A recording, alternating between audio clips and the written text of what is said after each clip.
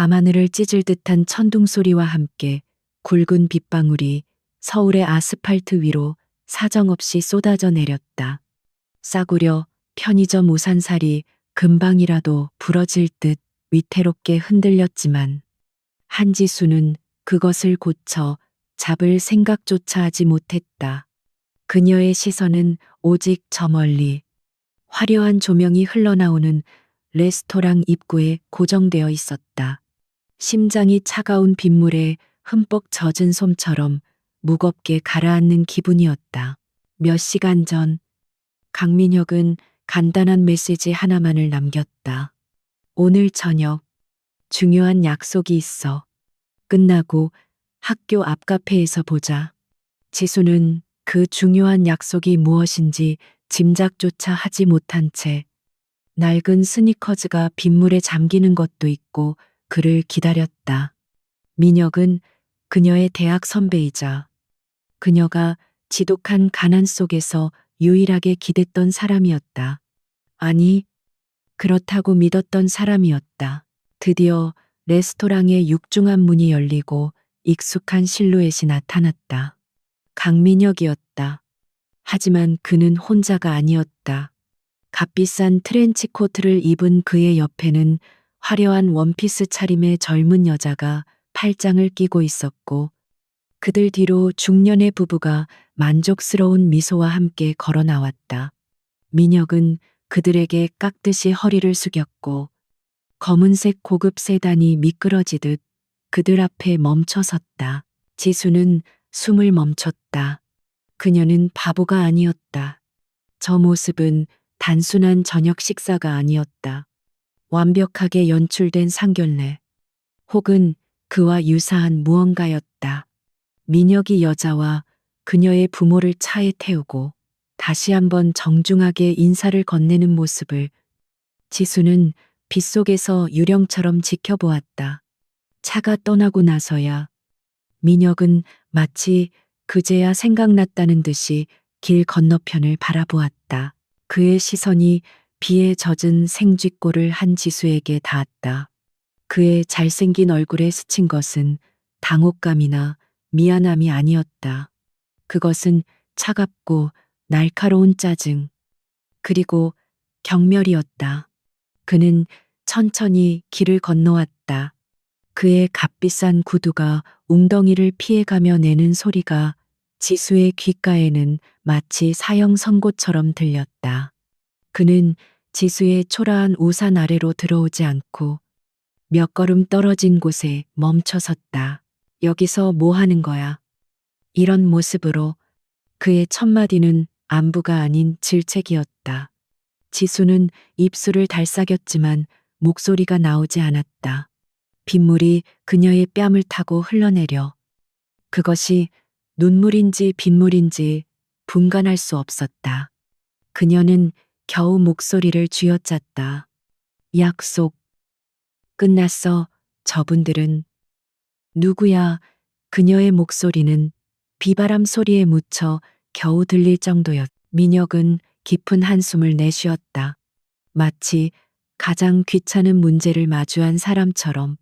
지수야, 우린 여기까지인 것 같다. 그 말은 벼락보다 더 잔인하게 그녀의 심장을 내리쳤다. 지수는 고개를 들었다. 그녀의 맑고 총명했던 눈동자가 혼란과 고통으로 흔들렸다. 뭐라고 오빠? 지금 무슨 말을? 못 봤어. 방금 그분들. 대형그룹 유 사장님 부부야. 그리고 그 옆엔 유라 씨. 내 약혼녀 될 사람. 민혁은 약혼녀라는 단어에 힘을 주어 말했다. 그는 더 이상 지수의 눈을 보지 않았다.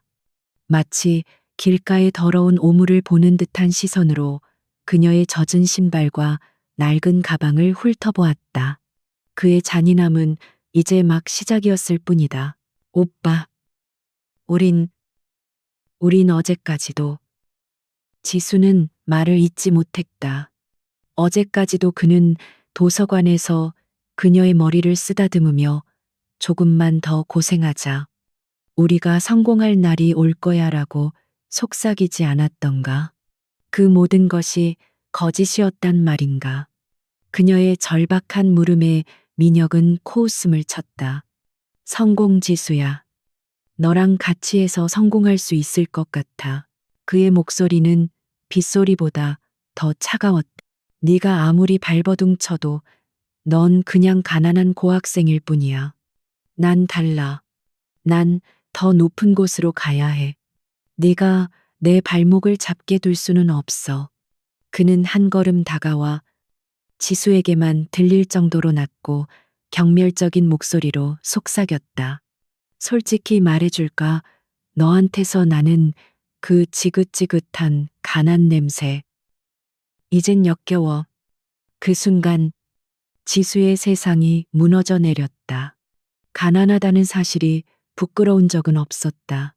그녀는 언제나 스스로의 힘으로 일어설 것이라 다짐했고, 민혁 역시 그런 그녀의 총명함과 끈기를 사랑한다고 말했었다. 하지만 지금 그는 그 모든 것을 부정했다. 그녀의 존재 자체를, 그녀가 살아온 모든 세월을 모욕했다. 그녀는 주먹을 꽉 쥐었다. 손톱이 살을 파고드는 고통조차 느껴지지 않았다. 그러니까 나를 버리겠다는 거구나. 저 돈 때문에. 지수의 목소리는 놀랍게도 떨리지 않았다. 그것은 고통이 극에 달했을 때 찾아오는 기이한 평온함이었다. 민혁은 오히려 그녀의 그런 반응에 놀란 듯했다. 그는 그녀가 울고불고 매달릴 것이라 예상했던 것이다. 현실을 직시하라는 거야. 사랑, 그런 감상적인 걸로 이 험한 세상 살아갈 수 있을 것 같아. 그는 재킷 안주머니에서 지갑을 꺼내더니 수표 몇 장을 망설임 없이 뽑아 그녀에게 내밀었다. 이거 받아. 당분간 생활비에 보탰어. 어차피 너 지금 아르바이트도 끊길 판국 아니었나? 이 정도면 내 성의는 다 보인 거겠지. 그것은 마지막 남은 자비가 아니라 그녀의 존엄성을 완전히 짓밟는 확인 사살이었다. 지수는 그가 내민 돈을 바라보았다. 빗물에 젖어가는 종이 조각들. 그녀가 지난 몇 년간 그에게 바쳤던 헌신과 신뢰, 그리고 사랑의 가치가 고작 저것이었다. 그녀는 천천히 고개를 저었다. 필요 없어. 그녀는 빗속에서 고개를 빳빳이 들었다. 비에 젖은 머리카락이 뺨에 달라붙었지만 그녀의 눈빛은 얼음장처럼 차갑고 단단해지고 있었다. 뭐 자존심 세우는 거야. 지금 내 처지에. 민혁이 조롱하듯 말하려던 순간 지수가 그의 말을 잘랐다. 가져가. 그리고 똑똑히 기억해. 강민혁, 오늘 네가 나한테 한 짓, 네가 선택한 그 길, 언젠가 반드시 내 발목을 잡게 될 거야. 그녀의 목소리에는 더 이상 슬픔이나 미련이 담겨 있지 않았다. 오직 얼음 같은 분노와 강철 같은 결의뿐이었다. 민혁은 잠시 그녀의 기세에 주춤했지만 이내 다시 비웃음을 되찾았다. 패배자의 저주인가 마음대로 해. 난 내 길을 갈 테니 넌 네가 속한 그 밑바닥에서 계속 허우적거리시지. 그는 그렇게 말하고는 뒤돌아섰다. 더 이상 우산도 없는 지수에게 일말의 미련도 보이지 않았다. 그는 지나가는 택시를 잡아타고는 빗속에 홀로 남겨진 그녀를 백미러로 한번 흘끗 보고는 그대로 사라졌다. 택시가 사라진 거리를 지수는 오랫동안 바라보았다. 빗줄기는 더욱 거세졌고 부러진 우산은 더 이상 비를 막아주지 못했다. 그녀는 우산을 바닥에 떨어뜨렸다. 온몸이 비에 젖어 얼어붙을 듯 추웠지만 심장 깊은 곳에서는 이상한 불길이 타오르기 시작했다. 그것은 수치심과 절망이 응축되어 만들어진 지독하고도 뜨거운 불꽃이었다. 그녀는 천천히 발걸음을 옮겼다. 그녀가 돌아갈 곳은 학교 근처에 볕도 들지 않는 작은 고시원이었다. 하지만 그녀의 발걸음은 더 이상 패배자의 그것이 아니었다. 한 걸음, 한 걸음 내디딜 때마다 민혁이 뱉어낸 모욕적인 말들이 그녀의 뇌리를 스쳤다. 지긋지긋한 가난 냄새. 내 발목을 잡게 둘 수 없어. 네가 속한 그 밑바닥. 그 말들은 독이 되어 그녀의 혈관을 타고 흘렀지만 동시에 그녀를 죽이는 대신 더 강하게 만들고 있었다. 그녀는 고시원의 좁고 축축한 복도를 지나 자신의 방문을 열었다. 한 사람이 겨우 누울 수 있는 작은 공간. 책상 위에는 그녀가 밤새워가며 공부했던 전공 서적들과 민혁과 함께 찍었던 작은 사진 한 장이 놓여 있었다. 지수는 거울 앞에 섰다. 거울 속에는 비에 젖어 엉망이 된 창백하고 볼품없는 여자가 서 있었다. 하지만 그 여자의 눈은 죽어 있지 않았다. 오히려 그 어느 때보다도 맹렬하게 타오르고 있었다. 그녀는 천천히 민혁과 함께 찍은 사진을 집어들었다. 환하게 웃고 있는 자신의 모습과 그 옆에서 가식적인 미소를 짓고 있는 남자의 얼굴. 그녀는 사진을 망설임 없이 쓰레기통에 처박았다. 그리고 젖은 옷을 벗어 던졌다. 차가운 물로 몸을 씻어내면서 그녀는 다짐했다. 오늘의 이 비, 이 추위, 이 굴욕을 절대 잊지 않겠다고. 강민혁, 그 이름 석자를 심장에 새겼다. 그를 복수하기 위해서가 아니었다. 그가 경멸했던 가난과 밑바닥에서 벗어나 그가 감히 우러러보지도 못할 곳까지 올라서기 위해서였다. 그날 밤 서울의 폭우 속에서 22살의 한지수는 죽었다. 그리고 새로운 한지수가 태어났다. 그녀의 심장은 강철로 만들어졌고 그녀의 피는 얼음으로 채워졌다. 그녀의 유일한 목표는 오직 하나, 성공이었다. 그 어떤 대가를 치르더라도 반드시 정점에 서겠다는 지독한 맹세가 빗소리를 뚫고 그녀의 영혼에 아로새겨졌다. 그녀는 책상 앞에 앉아 젖은 머리를 수건으로 대충 닦아냈다. 그리고 며칠 전부터 보고 있던 서류 하나를 다시 펼쳤다. 그것은 국내 최고 기업들의 경영 전략 분석 공모전에 관한 것이었다. 주최는 에이펙스 그룹, 에이펙스 그룹. 전 세계를 무대로 활동하지만 그 실체는 철저히 베일에 가려진 거대 글로벌 기업이었다. 지수의 눈이 공모전의 1등 상금을 지나 최종 우승자 특전 에이펙스 그룹 본사 전략 기획팀 인턴십이라는 문구에 머물렀다. 그날 밤 이후 4년이라는 시간이 흘렀다. 서울의 시간은 가난한 자에게는 더디고 부유한 자에게는 빠르게 흐른다지만 한지수에게 지난 4년은 마치 지옥에서 보낸 영혼과도 같았다. 그녀는 대학을 겨우 졸업했다. 등록금을 감당할 수 없어 휴학과 복학을 반복해야 했고 그 과정에서 강민혁이 유라와 성대하게 결혼했다는 소식, 그리고 곧바로 대형그룹의 경영기획실장으로 초고속 승진했다는 소식을 신문 귀퉁이의 작은 기사로 접했다. 그녀는 더 이상 울지 않았다. 그날 밤 폭우 속에서 그녀의 눈물샘은 모두 말라버렸다. 대신 그녀의 심장은 얼음보다 차갑고 강철보다 단단하게 굳어졌다. 그녀는 서울에서 가장 볕이 들지 않는 동네의 고시원, 그 중에서도 가장 작은 방에서 살았다. 그녀의 하루는 새벽 4시 편의점 야간 아르바이트가 끝나는 시간부터 시작되었다. 편의점 유니폼을 벗어 던질 시간도 없이 그녀는 곧장 또 다른 아르바이트 장소인 24시간 스터디 카페의 청소 아르바이트로 향했다. 새벽 공기는 차가웠지만 그녀의 폐부를 찌르는 삶의 무게보다 차갑지는 않았다. 스터디 카페의 수많은 좌석을 닦고 쓰레기를 비우면서 그녀는 밤새워 공부하는 학생들의 책상 위에 놓인 값비싼 전공서적과 노트북을 무감각하게 바라보았다. 오전 9시 청소가 끝나면 지수는 근처 시립 도서관으로 향했다.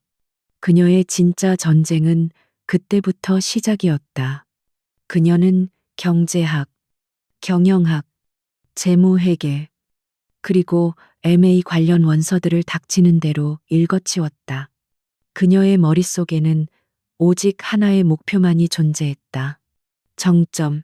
강민혁이 감히 올려다볼 수도 없는, 그가 속한 대형 그룹 따위는 발 아래 먼지처럼 여겨질 그곳으로 올라가야 했다.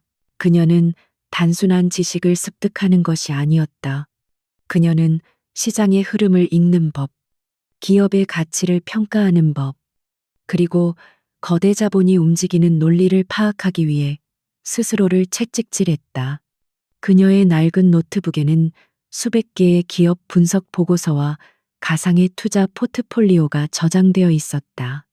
그녀는 잠을 줄였고 식사는 편의점에서 유통기한이 임박한 폐기식품으로 해결했다. 그녀의 몸은 극심한 피로로 비명을 질렀지만 그녀의 정신은 칼날처럼 날카로워졌다. 가끔 신문의 경제면에서 대형그룹 강민혁 실장, 공격적인 신사업 추진 같은 기사를 볼 때면 그녀는 차가운 미소를 지었다. 그녀가 분석한 바로는 강민혁의 전략은 것만 번지르르 할 뿐, 기초가 부실하고 유동성 위기를 자초하는 무모한 도박에 가까웠다. 그는 여전히 변한 것이 없었다. 저녁 6시가 되면 그녀는 다시 식당 주방 아르바이트를 하러 갔다. 뜨거운 불과 기름 냄새 속에서 설거지를 하고 재료를 다듬으면서도 그녀의 머릿속은 온통 낮에 읽었던 글로벌 채권 시장의 동향으로 가득 차 있었다. 그녀의 동료들은 말이 없고 유령처럼 일만 하는 그녀를 이상하게 생각했지만 지수는 타인의 시선 따위는 안중에도 없었다. 그녀의 유일한 사치는 한 달에 한 번 낡은 서점에서 해외 비즈니스 잡지를 구입하는 것이었다. 그녀는 그 잡지에서 에이펙스 그룹이라는 이름을 자주 발견했다. 그들은 언론에 노출되는 것을 극도로 꺼렸지만 그들이 움직이는 곳마다 시장이 재편되었다.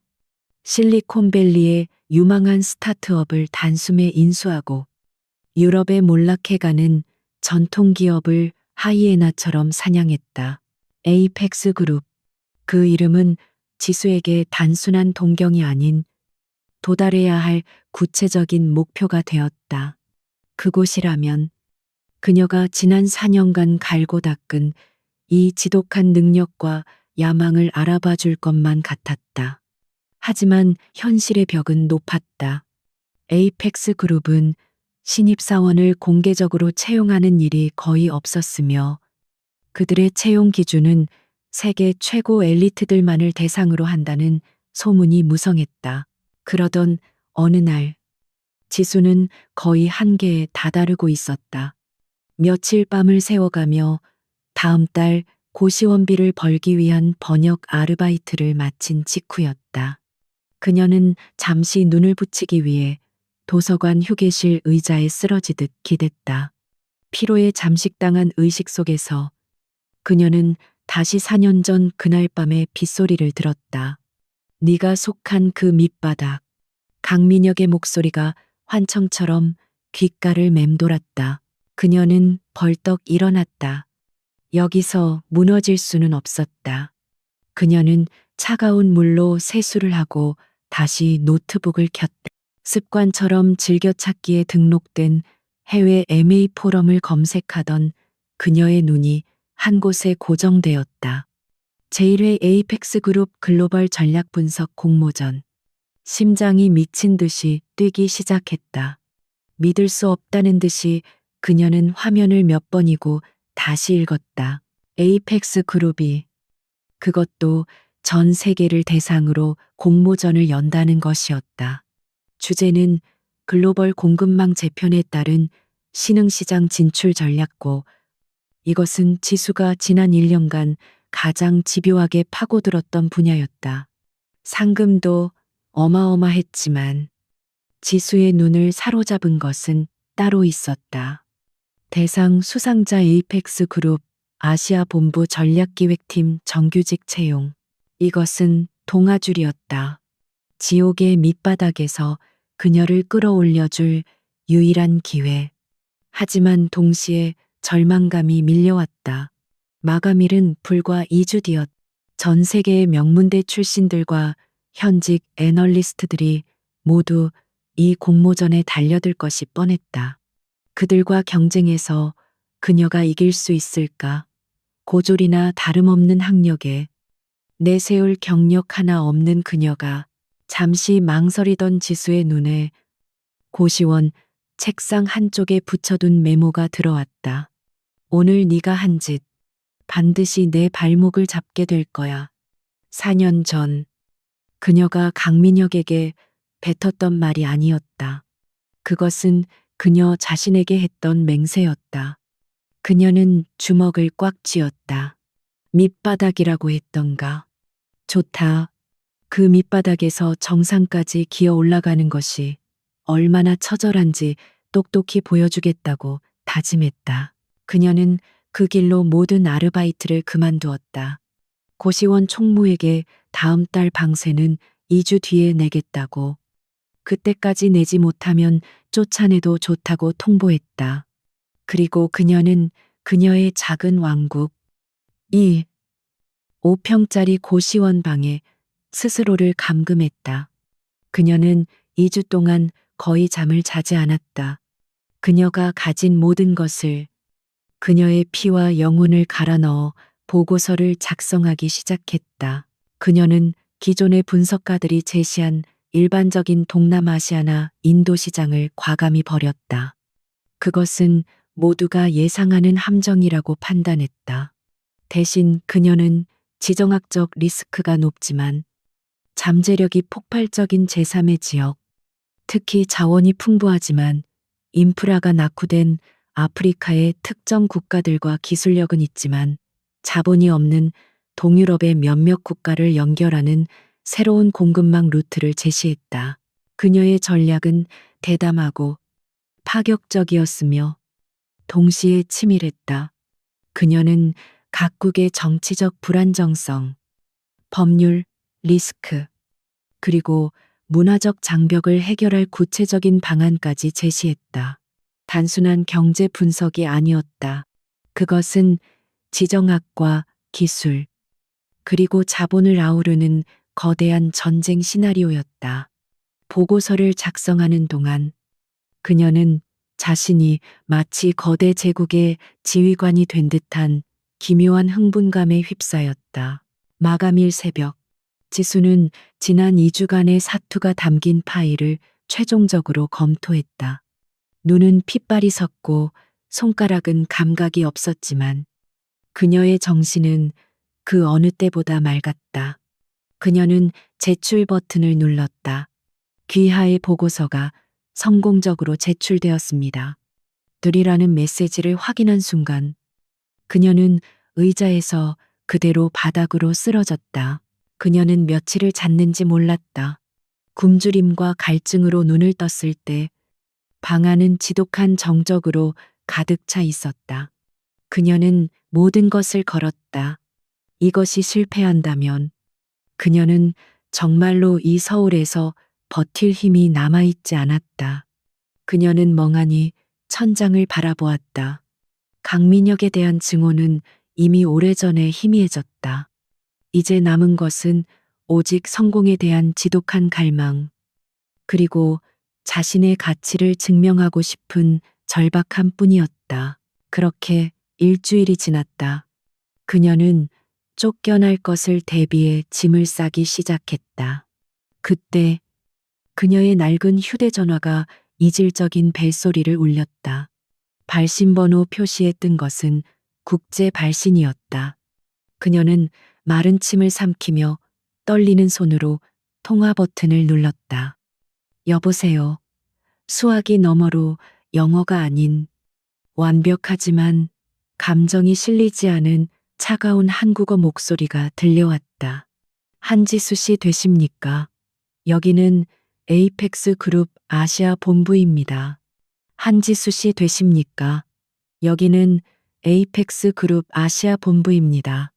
그 목소리는 기계처럼 차가웠다. 감정의 흔적이라고는 찾아볼 수 없었다. 지수는 마른 침을 삼키며 거의 속삭이듯 대답했다. 네, 맞습니다. 심장이 흉골을 부수고 튀어나올 것 같았다. 고시원의 축축한 곰팡이 냄새가 갑자기 코를 찔렀다. 이 초라한 현실과 에이펙스 그룹이라는 단어 사이의 괴리가 너무도 거대해서 그녀는 이것이 잔인한 장난일지도 모른다고 생각했다. 수화기 너머의 목소리는 그녀의 혼란을 아랑곳하지 않고 말을 이었다.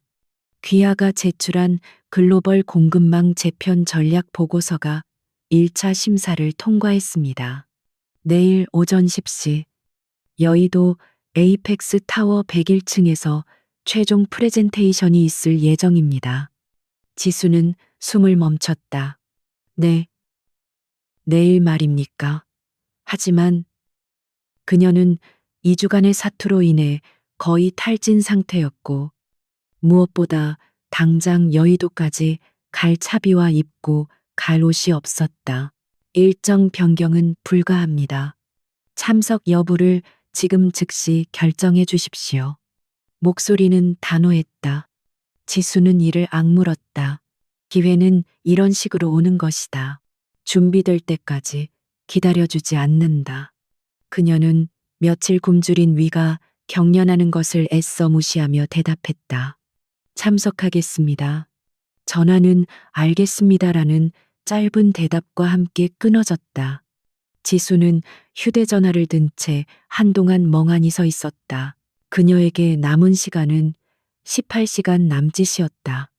그녀는 마지막 남은 비상금을 털어 동대문 시장에서 가장 저렴하지만 단정해 보이는 검은색 정장 세트를 구입했다. 그리고 밤새도록 자신이 제출했던 보고서를 다시 검토하고 예상되는 모든 질문에 대한 답을 준비했다. 그녀의 머릿속은 더 이상 피곤하지 않았다. 아드레날린이 혈관을 타고 돌며 그녀의 모든 감각을 극한까지 끌어올리고 있었다. 같은 시각, 여의도 에이펙스 타워 101층, 통유리창 너머로 서울의 야경이 별처럼 펼쳐진 거대한 사무실에서 한 남자가 지수의 보고서를 읽고 있었다. 그는 에이펙스 그룹의 아시아 본부장이자 그룹 전체의 실질적인 후계자인 권희준이었다. 그는 30 초반의 젊은 나이였지만 그의 눈빛은 수십 년간 전장을 누빈 노장처럼 깊고 차가웠다. 그의 앞에는 심사위원장을 맡은 전략기획팀 임원들이 긴장한 표정으로 서 있었다. 회장님, 이 보고서는 한 임원이 조심스럽게 입을 열었다. 솔직히 말씀드리면 너무 과격합니다. 아프리카와 동유럽을 잇는 이 루트는 이론적으로는 훌륭하지만 정치적 리스크가 너무 큽니다. 사실상 불가능한 전략입니다. 저희는 하버드 MBA 출신의 다른 지원자에게 권희준은 손을 들어 그의 말을 막았다. 그는 보고서의 한 구절. 리스크는 회피하는 것이 아니라 관리하고 궁극적으로는 가격을 매겨 매수하는 것이다 라는 문장에서 눈을 떼지 않았다. 그의 입가에 희미한 그러나 얼음장 같은 미소가 떠올랐다. 불가능하다고 자네들처럼 안락한 사무실에 앉아 그래프만 들여다보는 사람들에게는 그렇겠지. 그는 자리에서 일어나 통유리창 앞으로 걸어갔다. 이 보고서는 책상머리에서 나온 게 아니야. 이건 벼랑 끝에 몰린 자의 절박함, 그리고 어떻게든 살아남겠다는 도끼가 담겨 있어. 그는 임원들을 돌아보았다. 그의 눈빛에 임원들은 마른 침을 삼켰다. 권희주는 예측 불가능한 인물이었고 그의 결정은 언제나 상식을 뛰어넘었다. 자네들이 뽑은 그 안전한 하버드생은 우리 회사에 필요 없어. 그런 인재는 월스트리트에 널려 있으니까 내가 찾는 건 무기야. 날카롭고 위험하며 정확하게 적의 심장을 꿰뚫을 수 있는 무기. 그는 지수의 보고서를 가리켰다. 이 보고서를 쓴 사람, 한지수. 이 여자가 내일 여기 올 거야. 나머지는 모두 돌려보내. 다음 날 아침, 지수는 에이펙스 타워의 거대한 위용 앞에 섰다. 구름을 뚫을 듯 치솟은 빌딩은 그 자체로 하나의 권력이었다. 로비에 들어서는 순간 그녀는 자신이 이질적인 존재임을 즉각 깨달았다. 최고급 대리석 바닥, 소리 없이 움직이는 사람들, 완벽한 슈트 차림의 엘리트들, 그녀의 저렴한 정장은 그들 사이에서 마치 때 묻은 걸레처럼 초라하게 느껴졌다. 하지만 그녀는 고개를 숙이지 않았다. 4년 전 그날 밤의 굴욕이 그녀의 척추를 강철처럼 곧게 지탱해주고 있었다. 그녀는 안내 데스크에서 방문증을 받고 101층으로 향하는 전용 엘리베이터에 탑승했다. 귀가 먹먹해질 정도의 빠른 속도로 숫자가 올라갔다. 문이 열리자 비서로 보이는 여자가 그녀를 거대한 회의실로 안내했다. 회의실은 상상했던 것보다 더 거대했고 텅 비어 있었다. 긴 테이블 끝에 단 한 사람, 권희준이 앉아 있었다. 지수는 그가 그렇게 젊을 것이라고는 예상하지 못했다. 그는 잡지 화보에서 튀어나온 것처럼 비현실적으로 잘생겼지만 그를 감싼 공기는 뱀처럼 차갑고 위험했다. 그는 지수에게 앉으라는 말도 하지 않았다. 한지수 씨, 그가 입을 열었다. 그의 목소리는 어젯밤 전화기 너머로 들었던 목소리보다 더 깊고 낮았다. 당신 보고서 읽어봤어. 대담하더군. 특히 동유럽의 반도체 폐공장을 인수해서 아프리카에서 조달한 히토류를 가공하겠다는 발상. 그는 자리에서 일어나 천천히 그녀에게 다가왔다. 하지만 치명적인 결함이 있어. 그는 그녀의 바로 앞에 멈춰섰다. 압도적인 키 차이와 그에게서 풍기는 위압감의 지수는 순간적으로 숨이 멎을 것 같았다. 당신은 나이지리아 남부의 반군 세력을 통한 물류 루트 확보 방안을 제시했지. 그들의 통제력을 너무 과대평가했더군. 그들은 돈만 주면 언제든 배신할 놈들이야. 당신 전략대로라면 우린 첫 번째 선적분도 받기 전에 모든 걸 날리게 될 거야. 그것은 질문이 아니었다. 일방적인 사형 선고였다. 지수는 그러나 물러서지 않았다. 그녀는 권희준의 눈을 똑바로 마주 보았다. 그 시선은 4년 전 빗속에서 강민혁을 노려보던 그 눈빛이었다. 배신은 그들의 속성이 아니라 우리가 제공하는 대가의 문제라고 생각합니다. 그녀의 목소리는 떨리지 않았다. 오히려 얼음 조각처럼 날카롭고 명확했다. 권희준의 눈썹이 미세하게 꿈틀했다. 설명해봐. 그는 흥미롭다는 듯이 그녀를 바라보았다. 그들에게 돈을 주는 건 하수입니다. 돈은 더 많은 돈으로 대체될 수 있으니까요. 지수는 준비해온 자료를 꺼내는 대신 오직 자신의 머릿속에 있는 데이터로 그를 상대했다. 그들이 원하는 건 돈이 아니라 안정적인 권력입니다. 현재 그들은 3개의 부족 연합으로 아슬아슬하게 세력을 유지하고 있죠. 그녀는 한 걸음 앞으로 나아갔다. 이제 두 사람의 거리는 불과 한 뼘이었다. 우리는 그들에게 돈 대신 다른 두 부족을 견제할 수 있는 정보와 국제적 네트워크를 제공해야 합니다. 그들의 자녀를 유럽의 명문 학교에 입학시키고 그들의 비자금을 안전한 곳으로 옮겨주는 대가로 우리는 단순한 물류 루트가 아니라 그 지역의 독점적인 통제권을 얻는 겁니다. 그들은 배신할 수 없습니다.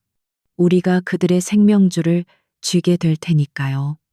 회의실에는 정적이 흘렀다. 권희주는 아무 말 없이 그녀를 꿰뚫어 볼 듯이 응시했다. 그의 눈은 마치 모든 것을 빨아들일 듯한 심연과 같았다. 지수는 자신이 너무 나갔다고 생각했다. 저런 비정한 전략을 처음 만난 면접관 앞에서 떠들어댄 자신이 어리석었다고 후회하려던 찰나였다. 권희준이 마침내 입을 열었다. 그의 입가에 떠오른 것은 아까 임원들 앞에서 지었던 그 얼음장 같은 미소였다. 다른 지원자들은 내게 아프리카의 노동력이 얼마나 저렴하고 시장이 얼마나 유망한지 따위의 헛소리를 늘어놓았지. 마치 교과서를 읽는 것처럼 그는 다시 자신의 자리로 돌아가 의자에 깊숙이 몸을 묻었다. 그런데 당신은 처음부터 전쟁을 이야기하는군. 정보, 배신, 그리고 생명줄이라. 그는 테이블 위를 손가락으로 가볍게 두드렸다. 당신, 이런 일을 해본 적 있나? 지수는 고개를 저었다. 아니요. 하지만 지난 4년간 매일 밤 이런 전쟁터에서 살아남는 상상을 했습니다. 제 고시원방이 제 전략실이었습니다. 권희주는 지수의 낡은 구두와 어설픈 정장을 다시 한번 훑어보았다. 그러나 그의 시선에는 더 이상 시험관의 날카로움이 아닌 동료를 발견한 자의 기묘한 만족감이 어려 있었다. 보고서에 당신의 출신 대학이나 경력은 한 줄도 없더군. 의도적인 건가? 그가 물었다. 제가 누구인지는 중요하지 않다고 생각했습니다. 지수가 대답했다. 제가 무엇을 할 수 있는지가 중요할 뿐입니다. 그 대답에 권희주는 낮은 소리로 웃었다. 그것은 차가운 사무실의 공기를 미묘하게 진동시키는 소리였다. 그는 인터콤의 버튼을 눌렀다. 김 비서, 공모전, 지금부로 종료해. 최종 우승자. 찾았으니까. 지수의 심장이 바닥으로 떨어지는 것 같았다. 모든 것이 끝났다는 말인가. 그때 권희준이 그녀를 다시 바라보았다. 한지수 씨, 당신은 이 공모전에서 우승했어. 그는 말을 이었다. 하지만 당신을 전략기획팀 인턴으로 받을 생각은 없어. 그들은 당신 같은 사람을 감당할 수 없을 테니까. 지수는 혼란스러운 눈으로 그를 바라보았다. 그럼 권희주는 의자에서 일어나 그녀에게 손을 내밀었다. 그것은 명백한 고용주의 제안이었다. 내 직속팀으로 와. 에이펙스 그룹의 핵심 전략을 다루는 코어 유닛이야. 인턴이 아니라 정식 전략가로 월요일부터 출근하도록. 그로부터 3년의 시간이 야수처럼 격렬하게 흘러갔다. 한지수가 낡은 검은색 정장을 입고 여의도 101층에 처음 발을 디뎠던 그날의 모습은 이제 그녀 자신조차 희미한 잔상으로만 기억할 뿐이었다. 지금의 한지수는 에이펙스 그룹 내부에서 유령 고스터이라는 암호명으로 불렸다. 그녀는 권희준 회장의 가장 날카로운 칼이자 가장 은밀하게 움직이는 그림자였다. 그녀의 공식 직함은 MA 전략 총괄 실장이었지만 그 직함이 담아내지 못하는 막대한 권한을 휘둘렀다. 그녀는 더 이상 굶주림과 피로에 지친 눈빛을 하지 않았다. 그녀의 눈은 수십 번의 담금질을 거친 강철처럼 차갑고 깊었으며 그 누구도 그녀의 속내를 읽을 수 없었다. 그녀는 수십억 달러가 오가는 협상 테이블에서도 단 한 번의 미세한 표정 변화 없이 상대방의 가장 아픈 약점을 정확히 파고들었다. 그녀의 분석 보고서는 단순한 시장 데이터를 넘어 그 시장을 움직이는 인간의 욕망과 공포, 그리고 정치적 역학관계까지 꿰뚫어보는 통찰력으로 가득했다. 입사 2년 차가 되던 해, 그녀는 모두가 불가능하다고 여겼던 유럽의 유서 깊은 반도체 원천 기술 기업에 대한 적대적 인수를 성공시켰다.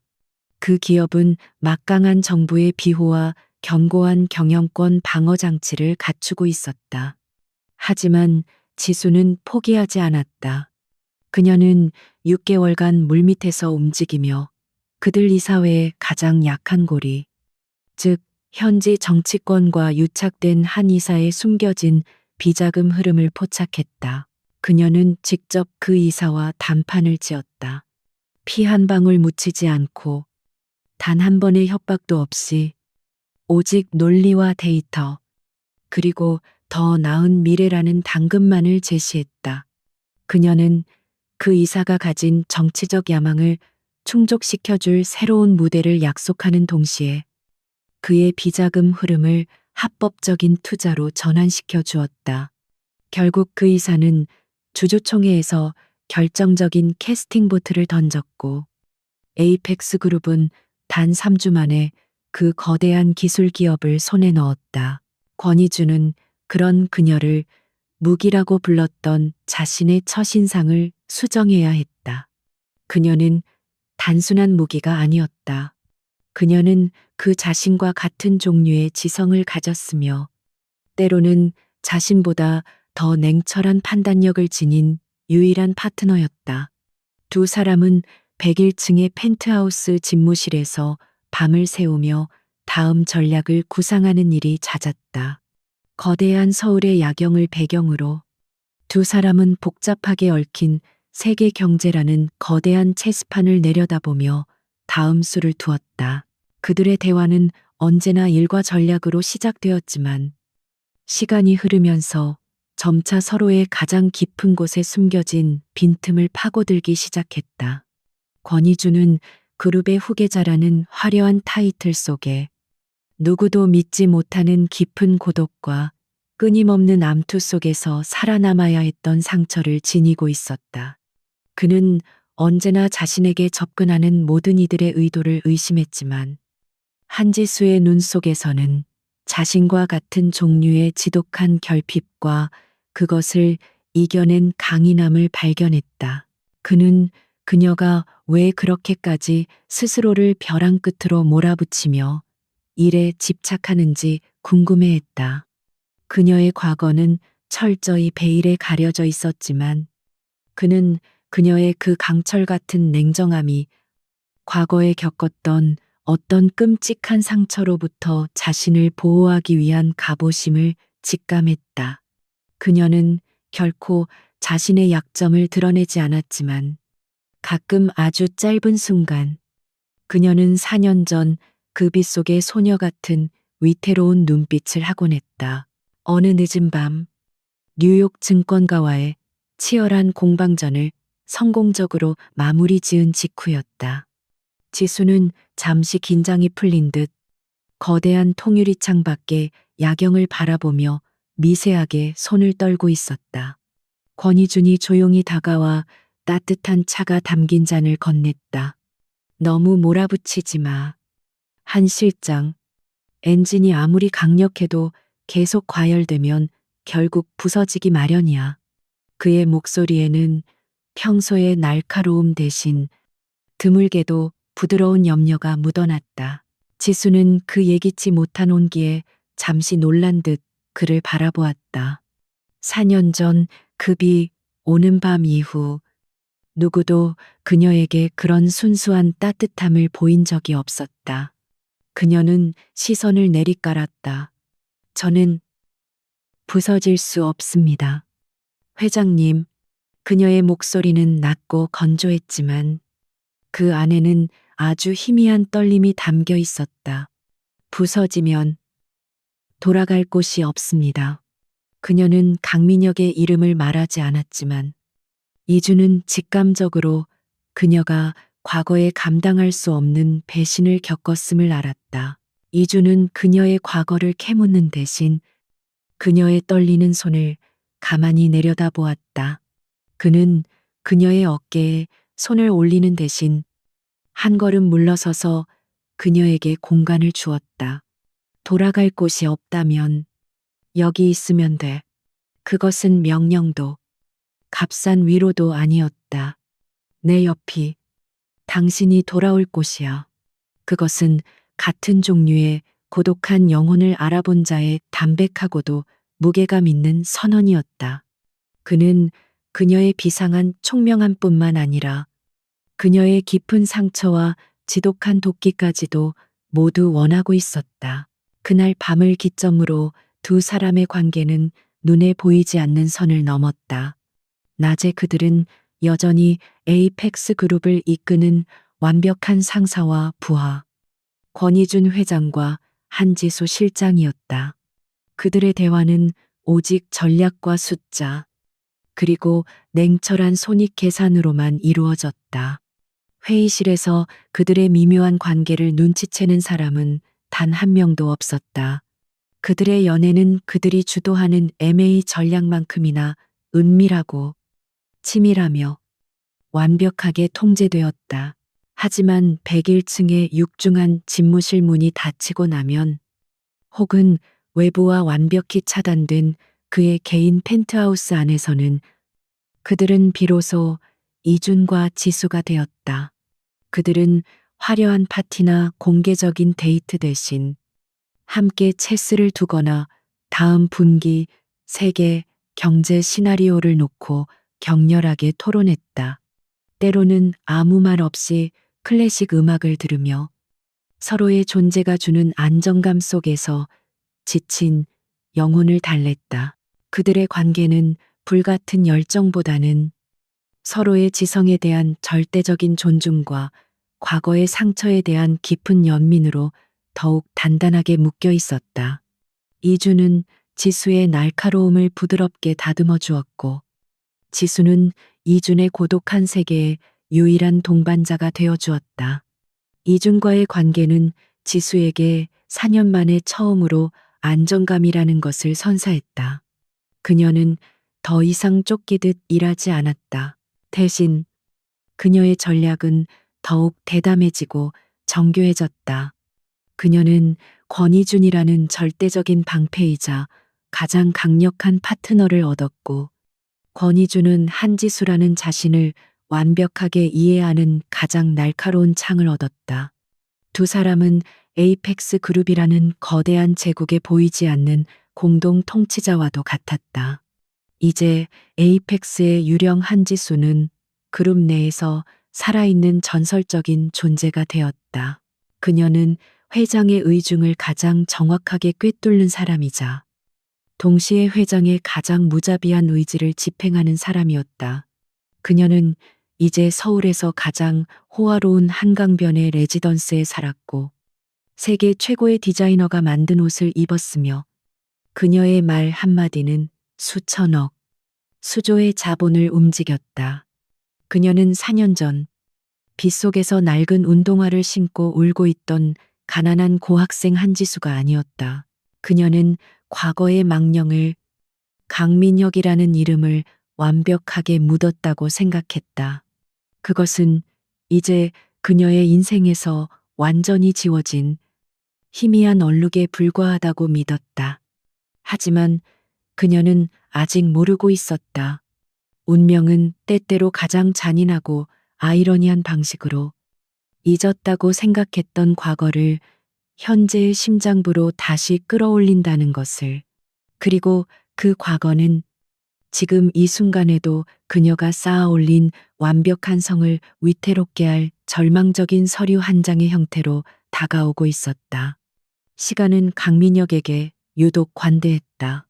7년이라는 세월이 흘렀지만 그는 여전히 훤칠하고 값비싼 슈트가 잘 어울리는 모습이었다. 그는 4년 전 한지수를 빗속에 버려둔 바로 그의 계획대로 대형그룹 유라와 결혼했다.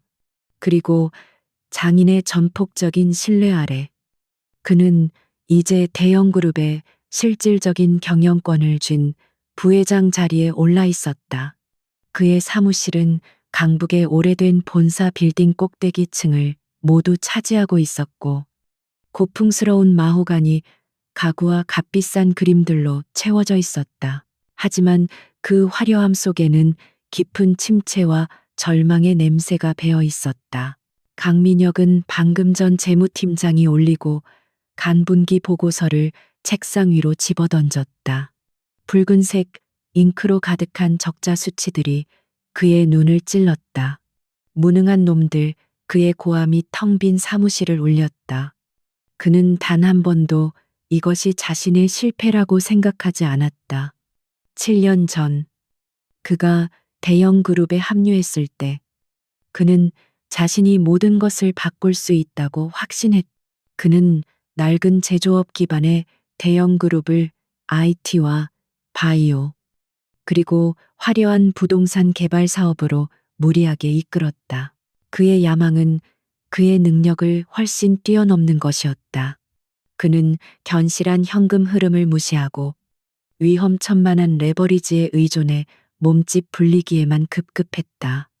그가 야심차게 추진했던 인천의 UCT 개발 사업은 정권이 바뀌면서 모든 인허가가 막혔고 막대한 자금이 묶여버렸다.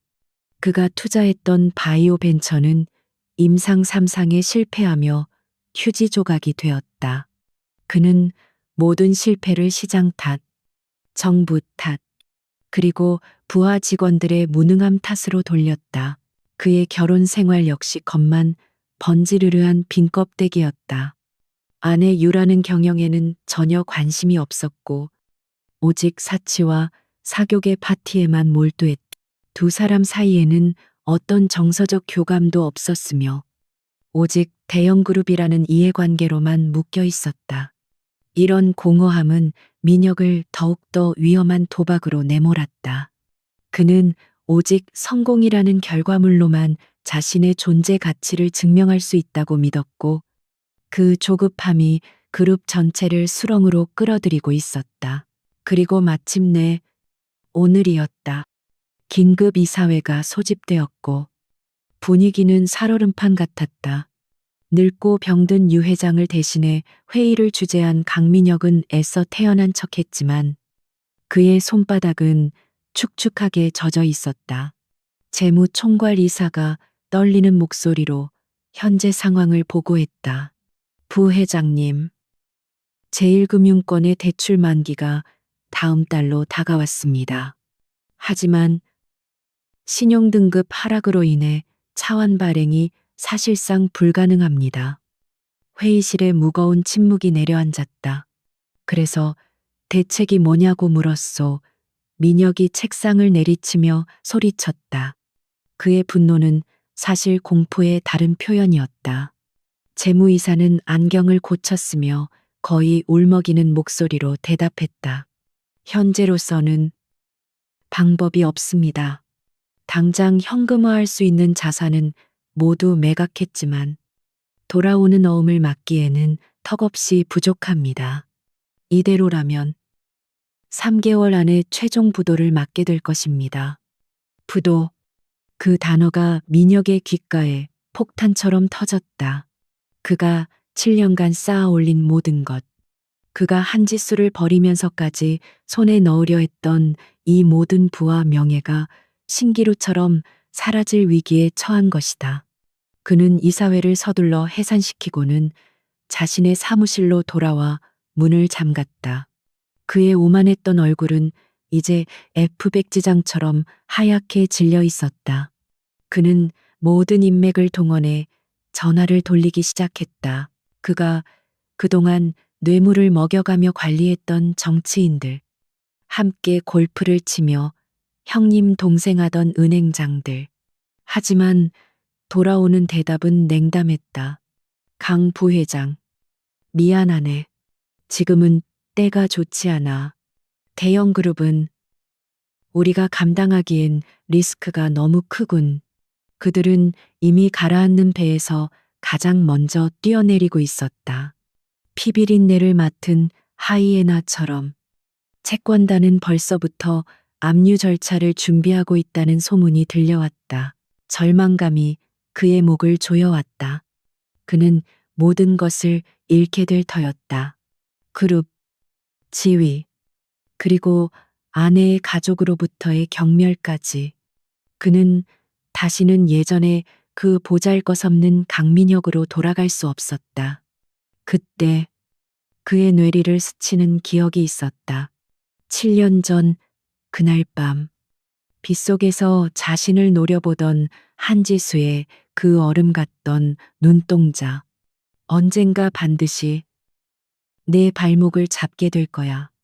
시끄러워 그는 머리를 세차게 흔들며 그 저주 같은 기억을 떨쳐내려 했다. 가난뱅이, 계집애의 악담 따위가. 그는 위스키병을 들어 그대로 들이켰다. 독한 수리목을 태우고 내려갔지만 공포는 가시지 않았다. 그는 살아남아야 했다. 어떤 수를 써서라도 그는 마지막 남은 가능성을 필사적으로 탐색했다. 국내 자본이 안 된다면 해외 자본은. 그는 인터넷 검색창을 열었다. 그리고 글로벌 MA라고 쳤다. 수많은 이름들, KKR, 칼라일, 그리고 그 이름들 가장 위에서 압도적인 존재감을 뿜어내는 이름. 에이펙스 그룹, 에이펙스 그룹. 그는 이 이름을 알고 있었다. 최근 몇 년간 전 세계 금융시장을 뒤흔들고 있는 미스터리한 거대 기업. 그들의 자금력은 상상을 초월했고 그들의 M.A. 스타일은 무자비하기로 유명했다. 그들을 이끄는 CEO, 권희준, 자신과 비슷한 또래지만 이미 전설이 된 남자. 강민혁은 그 이름에서 지독한 질투와 동시에 마지막 희미한 희망을 느꼈다. 에이펙스 그룹은 최근 한국 시장 진출에 관심이 많다는 루머가 있었다. 만약 그렇다면 대형 그룹이 가진 비록 낡았지만 광범위한 국내 유통망과 부동산 자산은 그들에게 매력적인 발판이 될 수 있지 않을까. 물론 이것은 항복 선언이나 다름없었다. 경영권을 통째로 넘겨야 할지도 모르는 위험한 도박이었다. 하지만 그에게는 선택지가 없었다. 무너져서 모든 것을 잃느냐, 아니면 최소한의 지분이라도 건지며 재기를 노리느냐. 그의 오만함은 이제 생존 본능 앞에서 교묘하게 모습을 바꾸었다. 이것은 구걸이 아니야. 전략적 제휴 제안이다. 그는 스스로를 그렇게 합리화했다. 그래, 대형 그룹은 아직 죽지 않았어. 권희준 같은 거물이라면 우리 그룹의 잠재적 가치를 알아볼 거야. 이건 위기가 아니라 기회다. 그는 다시 한번 7년 전의 강민혁으로 돌아간 듯 했다. 자신의 성공을 위해 가장 가치 있는 것을 내다버렸던 그 냉혹한 승부사. 그는 한지수를 버렸듯 이제 대형 그룹을 제물로 바칠 준비를 하고 있었다. 그는 비서실을 통하지 않고 직접 이메일을 작성하기 시작했다. 수신인은 에이펙스 그룹, MA, 전략부서, 그리고 CEO 권희준 회장 비서실이었다. 그는 자신의 직함을 최대한 내세우며 대형 그룹과 에이펙스 그룹 간의 전략적 파트너십 및 인수합병 가능성 타진을 위한 긴급 미팅을 정중하지만 단호하게 요청했다. 그는 대형 그룹의 가치를 부풀리고 현재의 유동성 위기는 일시적인 문제일 뿐이라고 포장했다. 그는 자신의 제안이 권희준 회장에게 직접 보고되기를 강력히 희망했다. 강민혁은 대형 그룹의 부회장인 자신이 적어도 에이펙스의 CEO와는 직접 만나야 급이 맞는다고 생각했다. 그는 자신이 상대해야 할 MA 전략 부서의 실무 책임자가 누구인지, 그 유령의 정체가 무엇인지 전혀 알지 못했다. 그는 그저 이 마지막 동아줄이 자신을 구원해 주기를 바라며 전송 버튼을 눌렀다.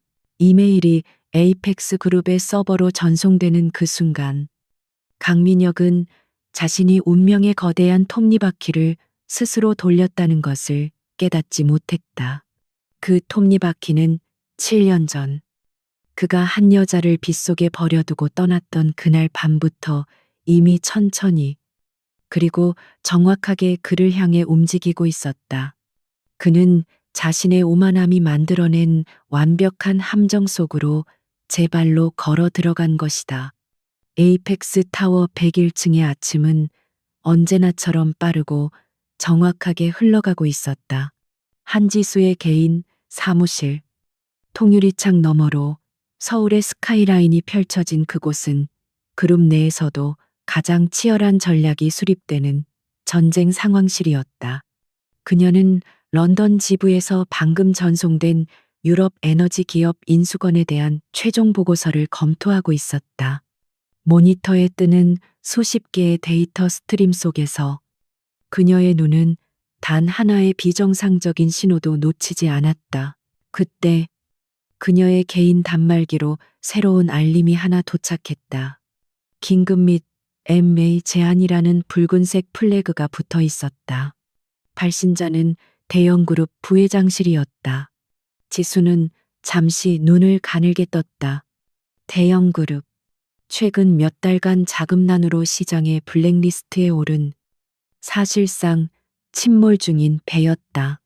그녀는 이런 하찮은 제안은 보통 비서팀에서 1차로 걸러내도록 지시했었다.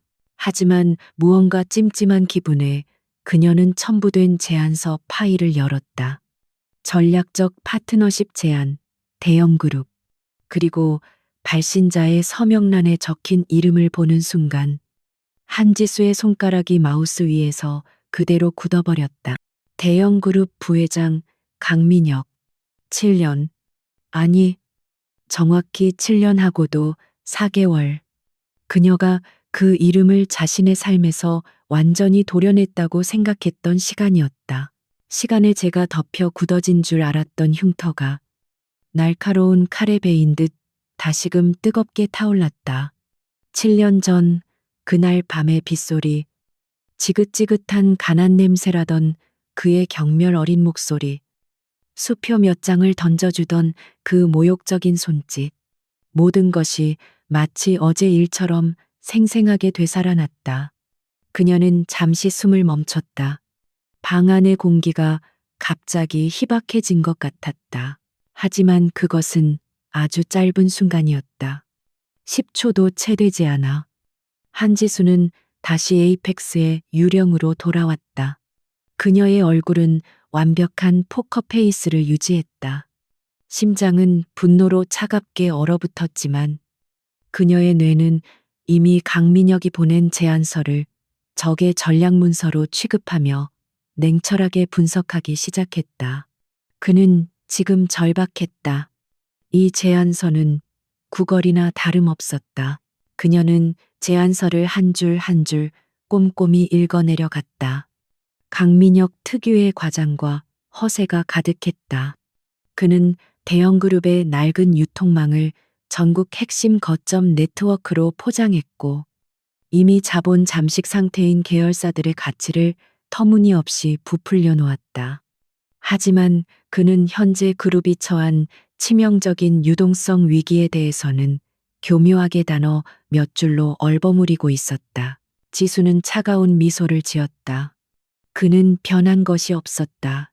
여전히 자신의 능력을 과신하고 현실을 직시하지 못하며 어떻게든 더 큰 권력에 기대어 위기를 모면하려 하고 있었다. 그리고 지금 그가 마지막 동아줄이라고 생각하고 붙잡은 것이 바로 자신. 한지수가 속한 에이펙스 그룹이라는 사실은 지독한 아이러니였다. 그는 자신이 누구에게 고개를 숙이려 하는지 꿈에도 모르고 있었다. 그녀는 제안서를 덮지 않았다. 대신 그녀는 즉시 대형그룹의 최신 재무제표와 채권단 동향 보고서를 자신의 데이터베이스에서 불러왔다. 단 30분 만에 그녀는 강민혁의 허황된 제안서 옆에 대형 그룹의 실질적인 사망 선고서나 다름없는 냉혹한 분석 보고서를 완성했다. 그리고 그녀는 이 두 개의 파일을 들고 권희준의 집무실로 향했다. 권희준은 막 뉴욕 지부와의 화상회의를 마친 참이었다. 그는 넥타이를 살짝 풀며 피곤한 기색을 보였지만 지수가 들어서는 것을 보자 특유의 날카로운 눈빛을 되찾았다. 표정이 좋지 않군. 한 실장, 런던건에 문제라도 생겼나. 그는 그녀가 감정의 동요를 거의 보이지 않는다는 것을 잘 알고 있었다. 그녀의 미묘한 냉기는 보통 거대한 사냥감을 발견했을 때 나타나는 징후였다.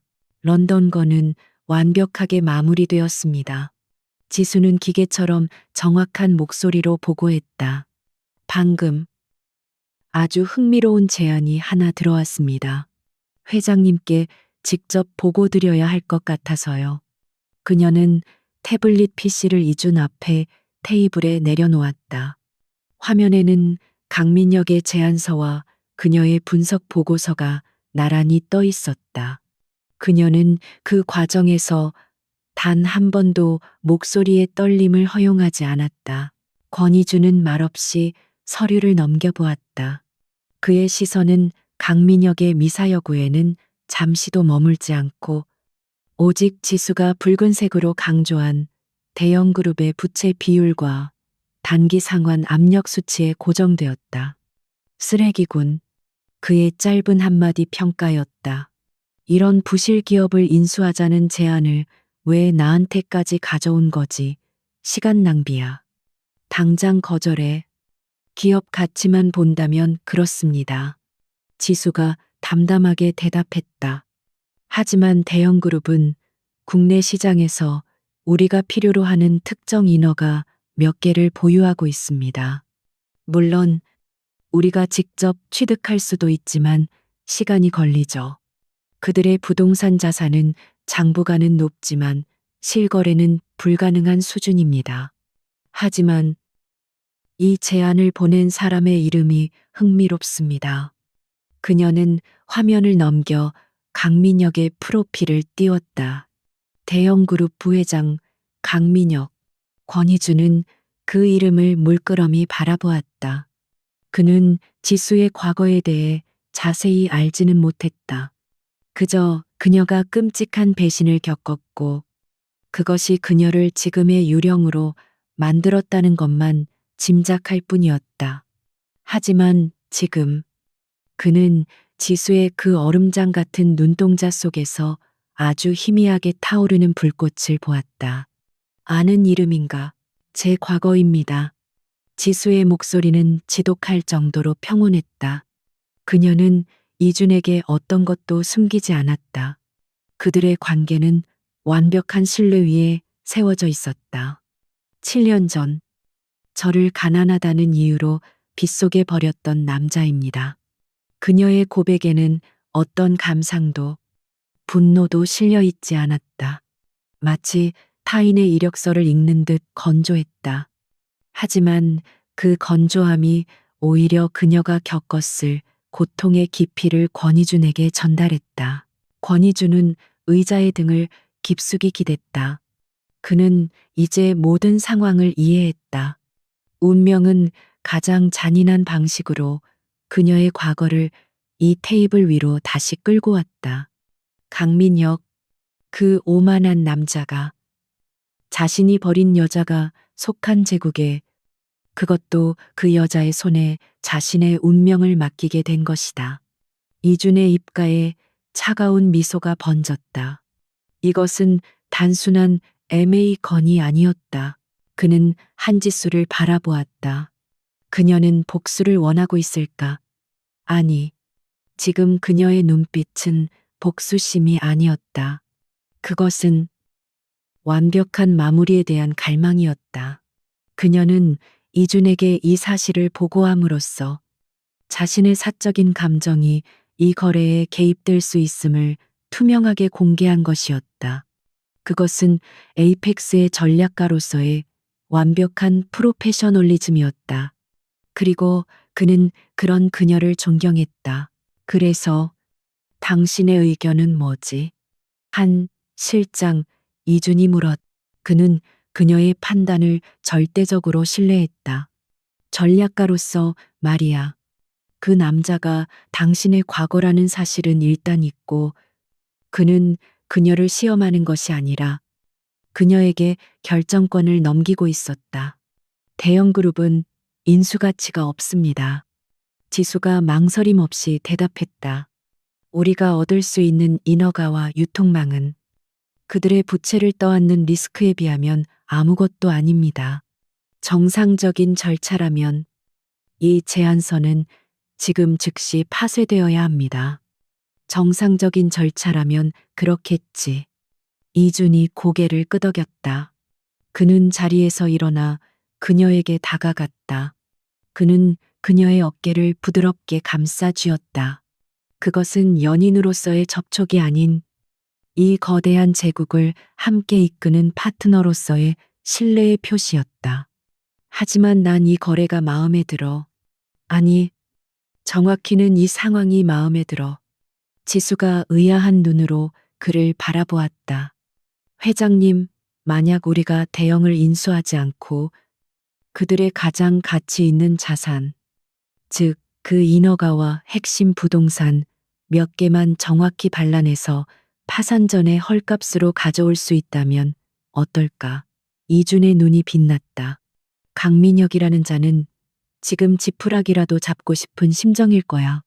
그는 우리에게 모든 것을 보여줄 수밖에 없어.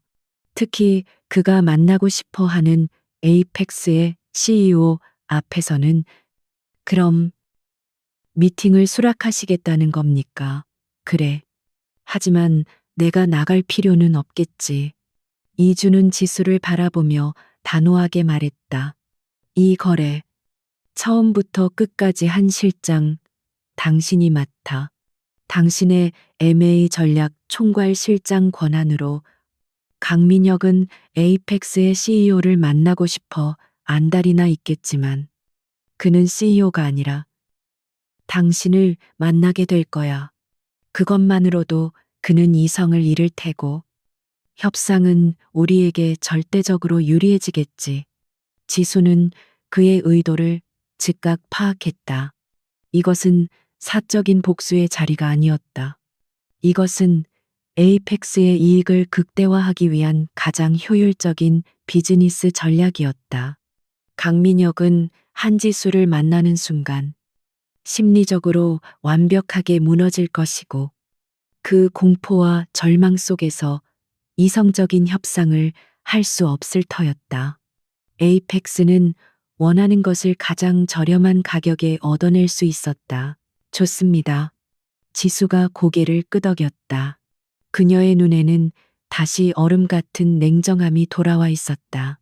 미팅 일정을 잡겠습니다. 장소는 저희 층 회의실로. 아니, 잠시. 이준이 그녀를 제지했다.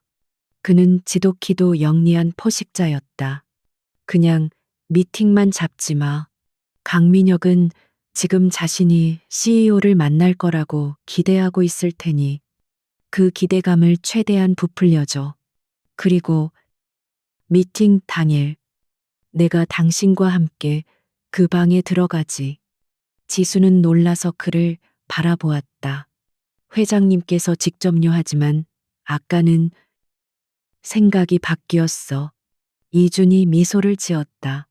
그 미소는 그 어떤 협박보다도 서늘했다. 내가 직접 그에게 당신을 소개해줘야지. 에이펙스의 MA 전략을 총괄하는 내 오른팔이자 내 사람이라고. 그가 자신이 버린 여자가 어떤 위치에 있는지, 그리고 자신이 누구 앞에서 무릎을 꿇어야 하는지 정확히 알게 해줘야 하니까. 이건 비즈니스이자 완벽한 마무리야. 지수는 아무 말도 하지 않았다. 그녀는 그저 권희준을 바라보았다. 7년 전 자신을 밑바닥으로 내던졌던 그 남자를 향한 마지막 무대가 이렇게 완벽하게 준비되고 있었다. 그녀는 자신의 과거를 끝낼 이 잔인하고도 화려한 연극에 막이 오르기를 조용히 기다렸다. 그녀의 비서팀은 즉시 대형그룹의 강민혁 부회장에게 권희준 회장님께서 직접 참석하시는 미팅 일정을 통보했다. 운명의 날이 밝았다. 강민혁은 7년 전 한지수를 버렸던 그날 입었던 것보다 훨씬 더 값비싼 이탈리아에서 맞춤 제작한 다크 네이비 슈트를 입었다. 그는 거울 앞에서 넥타이를 몇 번이고 고쳐매며 자신의 모습을 점검했다. 어젯밤 에이펙스 그룹의 비서실로부터 권희준 회장께서 직접 참석하실 것이라는 확답을 받은 이후 그는 거의 잠을 이루지 못했다. 그것은 절망 속에서 찾은 한 줄기 빛이자 그의 오만함을 다시금 자극하는 불씨였다. 그래, 권희준, 그가 직접 나온다는 건 대형 그룹의 가치를 알아봤다는 뜻이야. 그는 그렇게 스스로를 세뇌했다. 그는 자신이 준비한 발표 자료를 다시 한번 머릿속으로 되뇌었다. 대형 그룹의 부실한 재무 상태는 성장을 위한 전략적 투자로 포장했고, 꽉 막힌 현금 흐름은 일시적인 유동성 압박으로 둘러댔다. 그는 권희준이라는 거물을 상대로 자신의 협상력이 통할 것이라고, 아니, 통하게 만들어야 한다고 다짐했다. 그는 약속 시간보다 30분 일찍 여의도 에이펙스 타워에 도착했다. 로비의 압도적인 규모와 101층으로 향하는 전용 엘리베이터의 무중력에 가까운 속도감은 그의 긴장감을 최고조로 끌어올렸다. 이 발행이 문이 열리자 그를 맞이한 것은 감정이라곤 찾아볼 수 없는 완벽한 용모의 비서였다. 강민혁 부회장님, 이쪽으로 안내해 드리겠습니다. 회장님께서는 곧 도착하실 예정입니다. 그가 안내된 회의실은 그의 예상을 뛰어넘는 공간이었다. 방 전체가 거대한 통유리로 되어 있어 서울 전경이 아닌 마치 서울을 발 아래 깔고 앉은 듯한 착각을 불러일으켰다. 수십 명이 앉을 수 있는 거대한 흑요석 테이블과 최첨단 화상회의 시스템. 이곳은 단순한 회의실이 아니라 권력을 과시하기 위해 설계된 거대한 무대였다. 그는 테이블 한쪽에 자리를 잡고 앉아 애써 태연한 척하며 서류를 꺼냈다. 정확히 약속 시간 10시. 육중한 회의실 문이 소리 없이 열리는 소리가 들렸다. 강민혁은 반사적으로 자리에서 일어났다. 드디어 올 것이 왔다고 생각했다. 그는 권희준을 향해 90도로 허리를 숙일 준비를 하며 가장 자신감 있는 미소를 얼굴에 장착했다. 그의 시선은 문을 향해 고정되었다. 그리고 그는 얼어붙었다. 두 사람이 들어오고 있었다. 한 명은 그가 언론 사진을 통해 익히 봐왔던 압도적인 카리스마를 지닌 에이펙스 그룹의 수장, 권희준이었다. 그는 강민혁의 예상대로였다. 하지만 문제는 그와 함께 들어온 다른 한 사람이었다. 완벽하게 재단된 순백색의 파워 슈트를 입은 여자. 얼음처럼 차가운 표정. 그리고 그가 7년 전 지긋지긋하다며 빗속에 버렸던 바로 그 얼굴. 한지수. 강민혁의 뇌는 순간적으로 작동을 멈췄다. 지수 한지수. 그의 입에서 무의식적으로 그 이름이 새어나왔다. 저 여자가 왜 여기에 권희준 회장의 비서인가? 아니, 비서라고 하기엔 그녀의 아우라가 너무도 날카롭고 강렬했다. 그녀는 강민혁의 존재 자체를 인식하지 못하는 듯 그에게 눈길 한번 주지 않았. 그의 혼란은 다음 순간 경악으로 바뀌었다. 권희준은 당연하다는 듯이 테이블의 상석이 아닌 그 옆자리로 향했다. 그리고 한지수가 그가 7년 전에 버렸던 그 가난한 고학생 한지수가 망설임 없이 회의 테이블의 가장 상석, 즉 회장만이 앉을 수 있는 그 자리에 앉았다. 이 비현실적인 장면을 강민혁은 마치 악몽을 꾸는 것처럼 멍하니 바라보았다. 저 회장님, 이 이분은 강민혁이 겨우 목소리를 쥐어짰. 그는 지금 이 상황이 도저히 이해되지 않았다. 권희준이 왜 저 여자에게 상석을 양보한단 말인가? 그는 권희준을 바라보며 필사적으로 상황을 파악하려 했었다. 뭔가 착오가 있으신 것 같습니다. 저는 대형 그룹의 강민혁입니다만. 그때 권희준이 처음으로 입을 열었다. 그의 목소리는 시베리아의 겨울바람처럼 차가웠다. 차고 없습니다. 강민혁 씨, 권희준은 자신의 옆자리가 아닌 한지수의 의자 뒤로 천천히 걸어갔다. 마치 그녀를 호위하는 기사처럼 혹은 그녀의 권위를 확인시켜주는 증인처럼. 그리고 그는 한지수의 어깨에 한 손을 굳건히 올려놓았다. 그 행동은 너무나도 자연스러워 동시에 엄청난 무게감을 지니고 있었다.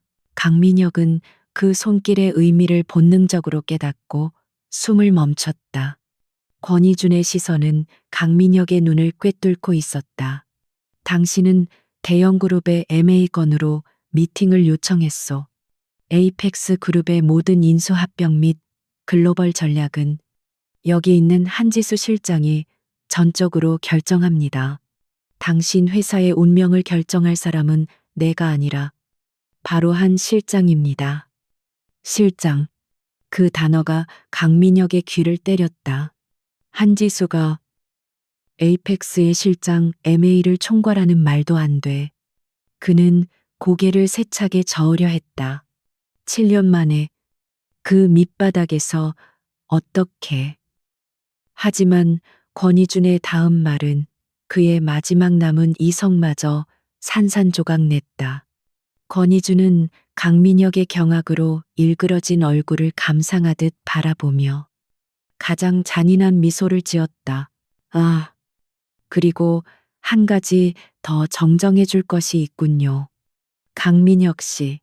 그는 한지수의 어깨를 쥔 손에 힘을 주며 그녀를 향한 깊은 신뢰와 그 이상의 감정을 노골적으로 드러냈다.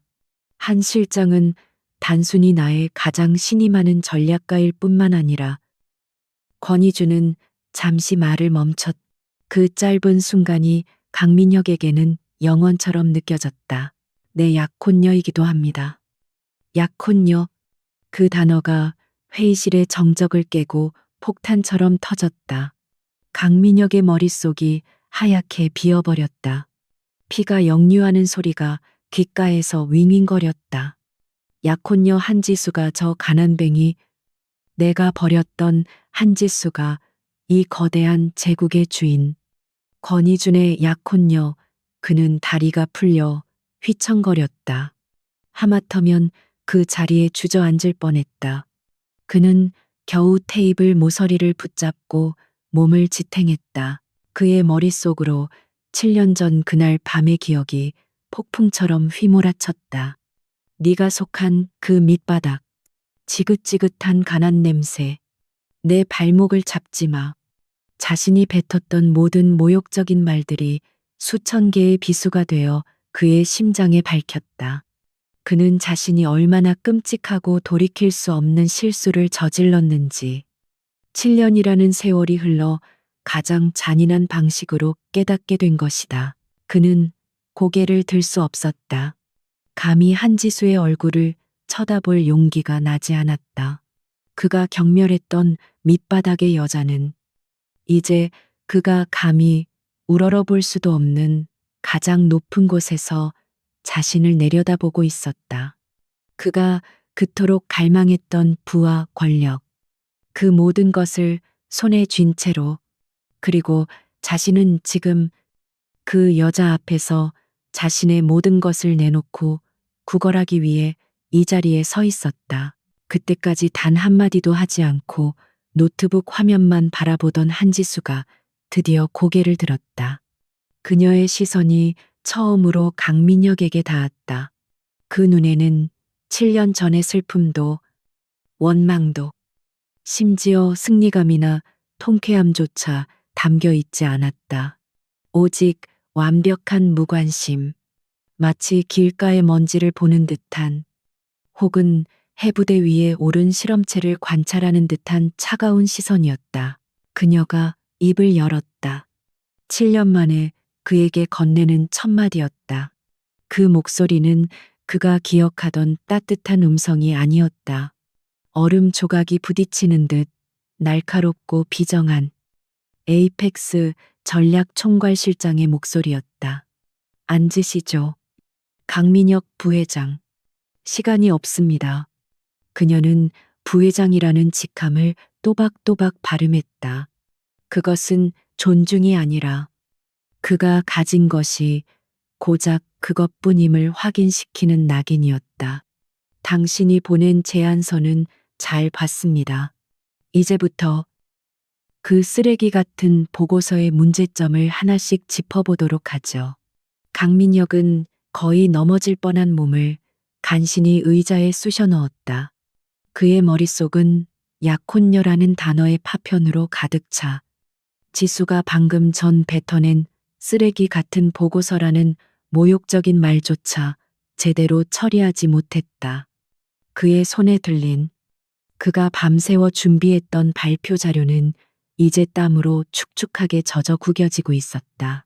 그는 이 자리가 자신이 7년 전 경멸하며 버렸던 여자의 손에 자신의 운명이 달린 처형되었음을 뒤늦게 깨달았다. 한지수는 그의 공황 상태에 단 1초의 시간도 할애하지 않았다. 그녀는 자신의 개인 단말기를 회의실 메인 스크린과 연결했다. 거대한 화면에 떠오른 것은 강민혁이 제출한 장밋빛 제안서가 아니었다. 그것은 대형 그룹의 적나라한 재무상태표. 그 중에서도 붉은색으로 강조된 부채 항목들이었다. 브리핑은 필요 없습니다. 강 부회장. 그녀의 목소리는 회의실의 서늘한 공기보다 더 차가웠다. 당신의 보고서는 이미 검토가 끝났으니까요.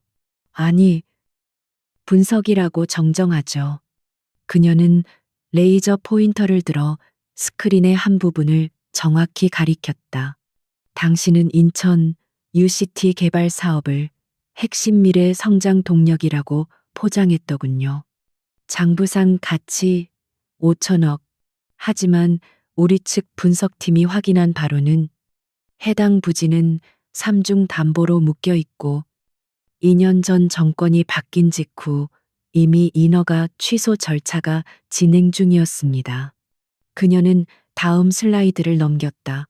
그곳에는 관련 행정문서와 담보 설정 계약서에 사본이 띄워져 있었다. 이건 자산이 아니라 당장 상각 처리해야 할 5천억짜리 부실 채권입니다. 의도적인 분식 회계죠. 아, 아닙니다. 그건 일시적인 행정 착오일 뿐이고 곧 강민혁이 본능적으로 반박하려 했지만 그의 목소리는 물에 빠진 사람처럼 절박하게 갈라졌다. 한지수는 그의 말을 기다렸다는 듯이 잘랐다. 일시적이라고요. 그녀는 이번엔 음성 파일을 재생했다. 낯익은 목소리. 바로 대형 그룹의 현 재무 총괄이사의 목소리가 회의실에 울려 퍼졌다. UCT건은 이미 끝났습니다. 강 부회장님께는 참아보고도 못 드리고 이 폭탄이 언제 터질지만 기다리고 있습니다. 강민혁의 얼굴에서 핏기가 완전히 가셨다. 저건 그가 가장 신임하던 재무이사의 목소리였다. 에이펙스가, 한지수가, 어떻게 그의 심장이 얼음물 속으로 가라앉는 기분이었다. 그녀의 정보망은 이미 자신의 심장부까지 뻗어 있었던 것이다. 그는 공포에 질린 눈으로 권희준을 힐끗 쳐다보았다. 하지만 권희준은 마치 연극을 감상하는 관객처럼 조금의 미동도 없이 그저 한지수가 연출하는 이 잔인한 무대를 지켜보고 있을 뿐이었다. 한지수의 처형은 이제 막 시작이었을 뿐이다. 그녀는 강민혁이 숨겨놓은 모든 치부를 하나씩 아주 천천히 해부했다. 바이오 계열사 대형팜, 임상 3상 성공 가능성을 90%라고 보고했더군요. 그녀는 스크린에 또 다른 문서를 띄웠다. 그것은 미국 FDA에서 발행된 비공개 임상 데이터 보고서였다. 현실은 핵심 물질의 치명적인 부작용으로 인해 2주 전 이미 임상 절차가 전면 중단되었습니다. 주가 조작을 위해 이 정보를 은폐한 건 증권거래법 위반인 건 아시겠죠? 그건 강민혁은 더 이상 변명조차 할 수 없었다. 그의 이마에서는 콩알만 한 땀방울이 흘러내려 값비싼 실크 넥타이를 적셨다. 그는 자신이 거대한 거미줄에 걸린 나비라는 것을 깨달았다. 한지수는 그가 살아나갈 모든 퇴로를 이미 차단해 놓았다. 그녀가 지난 3년간 에이펙스에서 유령으로 불리며 어떤 일들을 해왔는지 그는 이제야 뼈저리게 실감하고 있었다. 그녀는 적의 심장을 도려내는 최고의 스페셜리스트였다. 그녀는 마지막 슬라이드를 띄웠다. 그것은 대형 그룹의 현금 흐름표였다. 마이너스 수치들이 피처럼 붉게 번져 있었다. 결론을 말씀드리죠. 지수가 자리에서 일어났다. 그녀는 스크린을 등지고 테이블 모서리를 붙잡고 겨우 버티고 서 있는 강민혁을 향해 걸어갔다. 7년 전 그가 빗속에서 그녀에게 다가왔던 것처럼. 하지만 지금 두 사람의 위치는 완벽하게 역전되어 있었다. 그녀는 그의 바로 앞에 멈춰 섰다. 그에게서는 최고급 향수 냄새와 함께 공포에 질린 자 특유의 시큼한 땀 냄새가 풍겨왔다. 당신은 지금 파트너십을 제안하러 온 게 아닙니다. 강민혁 씨, 당신은 파산 직전에 회사를 들고 와서 어떻게든 우리에게 그 부채 폭탄을 떠넘기려 한 겁니다. 당신이 일시적 유동성 압박이라고 부른 이것. 실상은 3주 안에 돌아오는 만기여움 3천억 원을 막지 못해 모든 것이 끝장날 상황이죠. 강민혁은 입술만 달싹일 뿐 아무 소리도 내지 못했. 그의 눈동자는 초점을 잃고 격렬하게 흔들렸다. 7년. 그가 한지수를 버리고 얻으려 했던 모든 것이 바로 그 한지수의 입에서 나오는 3천억이라는 숫자와 함께 재가 되어 사라지고 있었다. 그가 버렸던 것은 가난한 여대생이 아니었다. 그가 버린 것은 그가 감히 상상조차 할 수 없었던 미래 그 자체였다. 당신이 가진 것 중에 유일하게 가치 있는 건 당신의 장인이 물려준 그 낡은 유통망과 몇 개의 인어갑뿐. 지수는 얼음처럼 차가운 목소리로 최종 판결을 내렸다.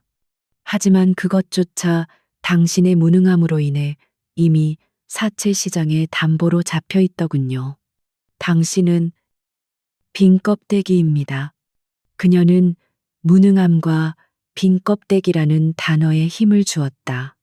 7년 전 그가 그녀에게 퍼부었던 그 경멸을 그대로 되돌려주는 순간이었다. 그 순간 강민혁의 마지막 남은 오만함이 무너져 내렸다. 그의 무릎이 후들거리기 시작했다. 그는 더 이상 한지수의 얼굴을 마주 볼 수 없었다. 그녀의 그 차가운 눈빛은 7년 전 자신을 바라보던 그 절망과 분노에 찬 눈빛보다 1000배는 더 고통스러웠다. 그는 자신이 어떤 존재를 적으로 돌렸는지, 자신이 어떤 거대한 힘 앞에서 무릎을 꿇고 있는지 비로소 깨달았다. 그는 의자에서 비틀거리며 일어섰다. 그리고 다음 순간 그는 회의실 바닥에 무릎이라도 꿇을 기세로 권희준과 한지수를 향해 허리를 굽혔다. 90도를 넘어 거의 땅에 머리가 닿을 듯한 굴욕적인 자세였다. 살려주십시오. 회장님. 그리고 지수. 아니, 실장님. 그의 목소리는 쥐어짜는 듯한 신음소리에 가까웠다. 제발. 대형 그룹을. 아니, 저를 살려주십시오. 그는 고개를 들지 못했다. 그의 어깨는 수치심과 절망으로 격렬하게 떨리고 있었다. 7년 전, 빗속에서 꼿꼿이 고개를 들고 자신을 노려보던 그 여자. 이제 그 여자는 서울에서 가장 높은 곳에 앉아 자신의 가장 비참한 굴복을 말없이 내려다보고 있었다. 권희주는 그 광경을 바라보며 희미한 미소를 지었고 한지수는 그 어떤 감정도 드러내지 않은 채 그저 자신의 발 아래 완벽하게 무너진 과거의 망령을 응시했다.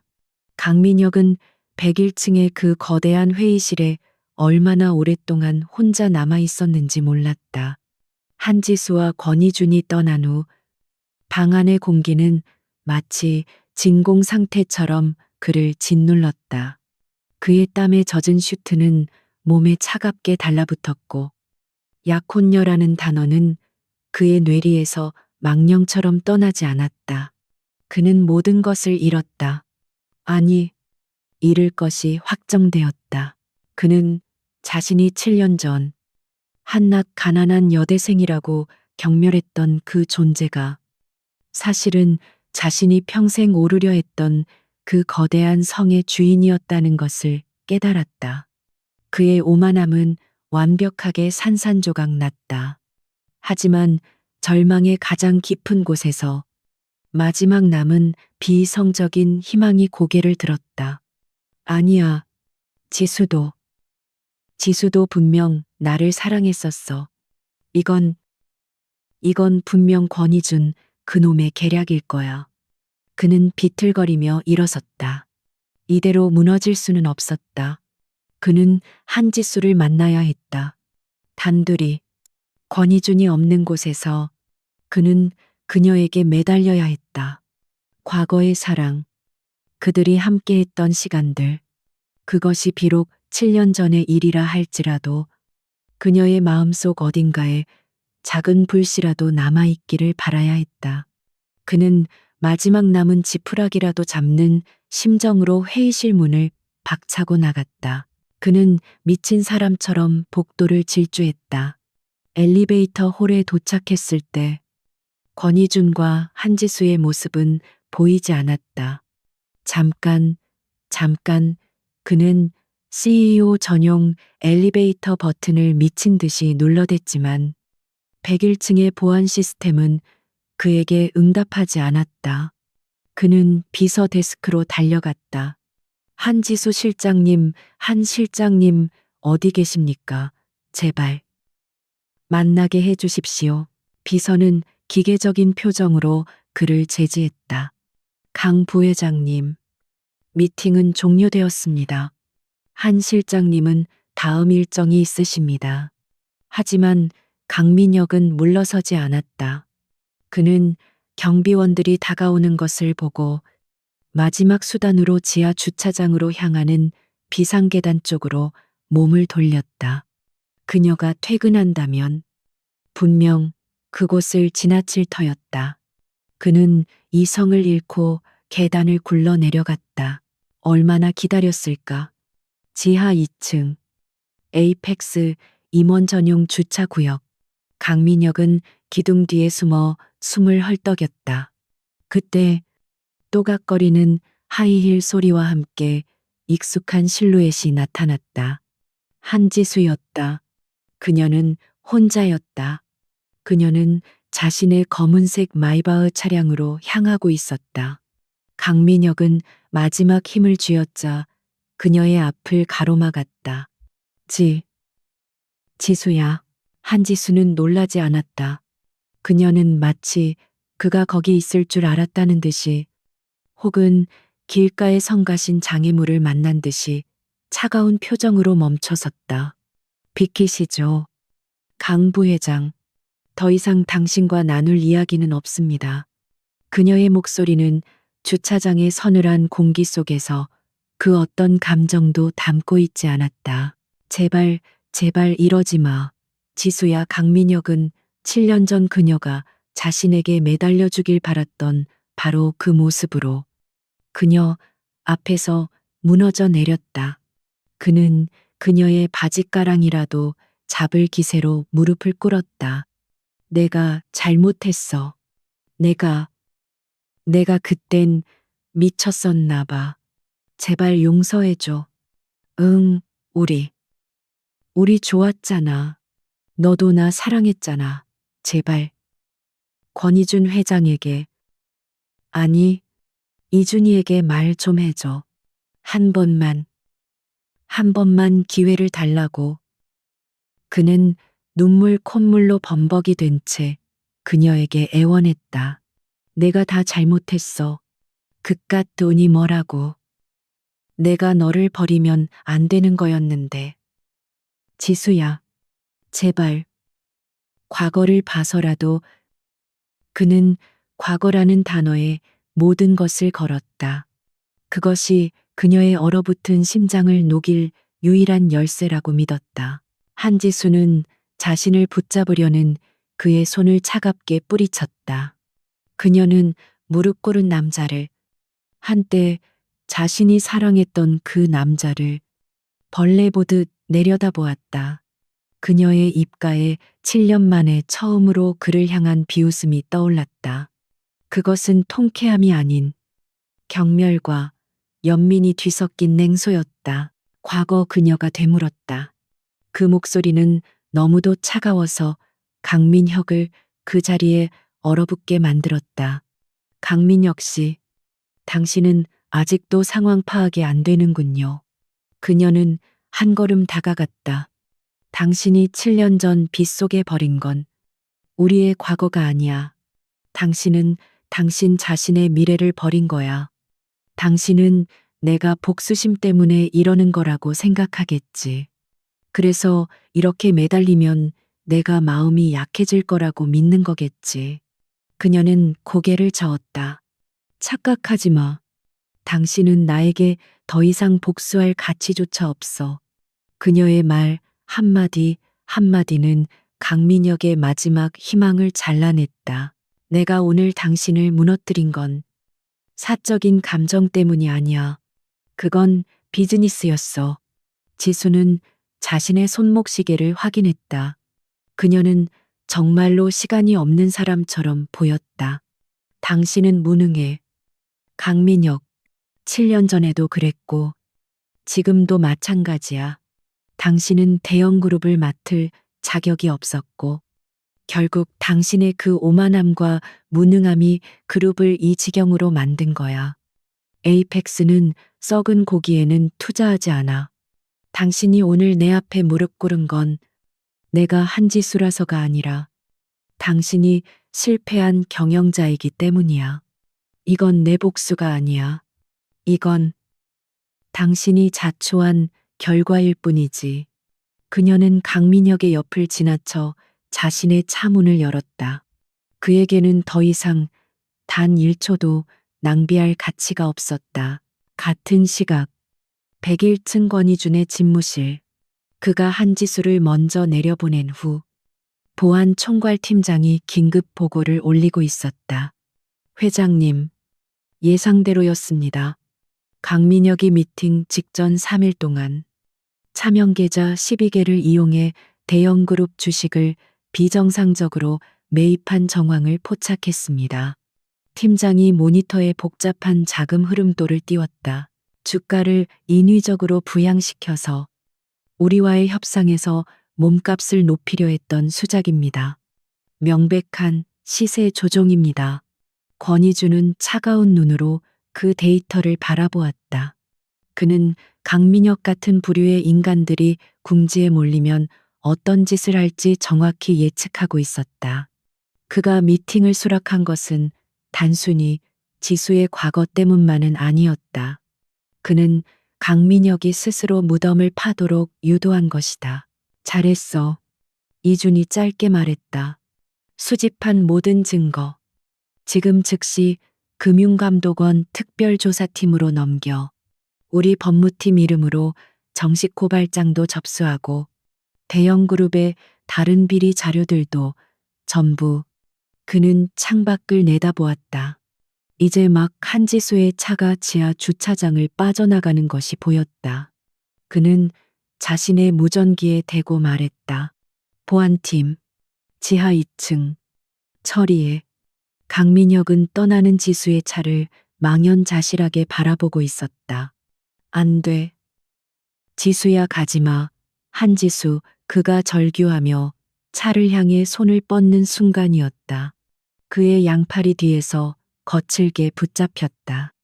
에이펙스의 검은 정장을 입은 보안 요원들이었다. 뭐야 이거나, 난 대형그룹 부회장이야. 강민혁 씨. 그들 뒤로 금융감독원 배지를 단 조사관들이 다가왔다. 자본시장법 위반. 시세 조종 혐의로 긴급 체포합니다. 당신은 변호사를 선임할 권리가 있으며. 조사관의 목소리가 주차장에 차갑게 울려 퍼졌다. 강민혁의 눈이 공포로 극도에 달해 커졌다. 시세 조종 어떻게? 그는 그제야 깨달았다. 이것은 거대한 함정이었다. 한지수와 권희주는 처음부터 그를 구원할 생각이 없었다. 그들은 그가 스스로 파멸하도록 완벽한 무대를 설계한 것이었다. 그가 7년 전 한 여자의 순수한 마음을 이용하고 버렸던 것처럼 그들은 그의 절박함과 오만함을 이용해 그를 완벽하게 파괴했다. 강민혁은 더 이상 저항하지 못했다. 그의 모든 힘이 빠져나갔다. 그는 보안 요원들에게 질질 끌려가며 저 멀리 사라지는 한지수의 마이바흐 차량의 붉은 후미등을 바라보았다. 그것은 마치 7년 전 빗속에서 자신을 노려보던 그녀의 붉어진 눈시울 같기도 했다. 그가 버렸던 모든 것의 대가가 지금 이 순간 완벽하게 치러지고 있었다. 강민혁이 금융감독원 조사관들에게 연행되어 에이펙스 타워 지하 주차장을 떠나자마자 대한민국 금융시장은 거대한 태풍에 휩싸였다. 대형그룹 강민혁 부회장, 시세 조종 및 분식회계 혐의로 긴급 체포. 속보는 실시간으로 모든 뉴스 채널의 헤드라인을 장식했다. 7년간 쌓아올린 그의 화려한 탑은 그가 버렸던 한 여자의 차가운 반격 앞에서 단 몇 시간 만에 먼지처럼 무너져 내리고 있었다. 다음 날 아침, 주식 시장이 개장하자마자 대형그룹 및 모든 계열사의 주식은 하한가로 직행했다. 매도 주문이 폭주했지만 단 한 주의 매수 주문도 들어오지 않았다. 3천억의 만기어음을 막지 못했다는 소식과 함께 채권단은 기다렸다는 듯이 대형그룹의 모든 자산에 대한 압류 절차에 들어갔다.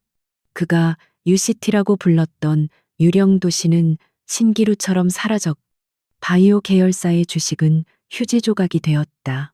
그의 아내 유라는 누구보다도 빨랐다. 그녀는 강민혁이 체포된 바로 다음 날 남편을 상대로 이혼 소송과 함께 막대한 금액의 위자료 및 재산 분할 청구 소송을 제기했다. 그녀는 언론과의 인터뷰에서 눈물을 흘리며 자신과 아버지는 강민혁의 사기 행각에 완벽하게 속은 피해자라고 주장했다. 7년 전 부와 명예를 위해 그를 선택했던 그녀는 그가 모든 것을 잃자 한치의 망설임도 없이 그를 나락으로 밀어넣었다. 반면 에이펙스 그룹의 움직임은 유령처럼 조용하고 치명적이었다. 한지수는 이 모든 혼란의 중심에서 가장 냉철하게 움직였다. 그녀는 대형 그룹이 법정 관리에 들어가기 직전 이미 사채 시장의 담보로 잡혀 있던 핵심 자산들, 즉 그들이 원했던 유통망 인허가와 서울 도심의 핵심 부동산 몇 개를 헐값에 매입했다. 그것은 약탈이 아니었다. 가장 효율적인 비용으로 가장 가치 있는 자산을 회수하는 완벽한 비즈니스였다. 몇 달 후 강민혁의 재판은 대중의 관심 속에서 신속하게 진행되었다. 한지수와 에이펙스 그룹이 제공한 증거는 너무도 명확하고 방대했다. 강민혁은 법정에서 초췌한 모습으로 모든 혐의를 부인하려 했었지만 그가 신임했던 재무이사를 포함한 모든 측근이 그에게 등을 돌리고 증인석에 섰다. 그는 결국 횡령, 배임, 자본시장법 위반 등 모든 혐의가 유죄로 인정되어 차가운 법정에서 징역 8년형을 선고받았다. 그가 법정 구속되는 모습이 TV 뉴스를 통해 전국에 방송되던 그날 밤, 서울의 스카이라인이 한눈에 내려다 보이는 에이펙스 타워 최상층 펜트하우스. 한지수는 거대한 통유리창 앞에 홀로 서서 7년 전 그날처럼 비가 내리는 도시를 말없이 내려다보고 있었다. 하지만 오늘의 비는 더 이상 그녀를 아프게 하거나 춥게 하지 못했다. 그녀는 이제 이 도시의 폭풍우조차 발 아래에 두고 있었다. 무슨 생각을 하고 있어? 권희준의 낮고 부드러운 목소리가 등 뒤에서 들려왔다. 그는 그녀의 어깨에 따뜻한 캐시미어 숄을 덮어주며 그녀의 곁에 섰다. 그의 손이 자연스럽게 그녀의 허리를 감쌌다.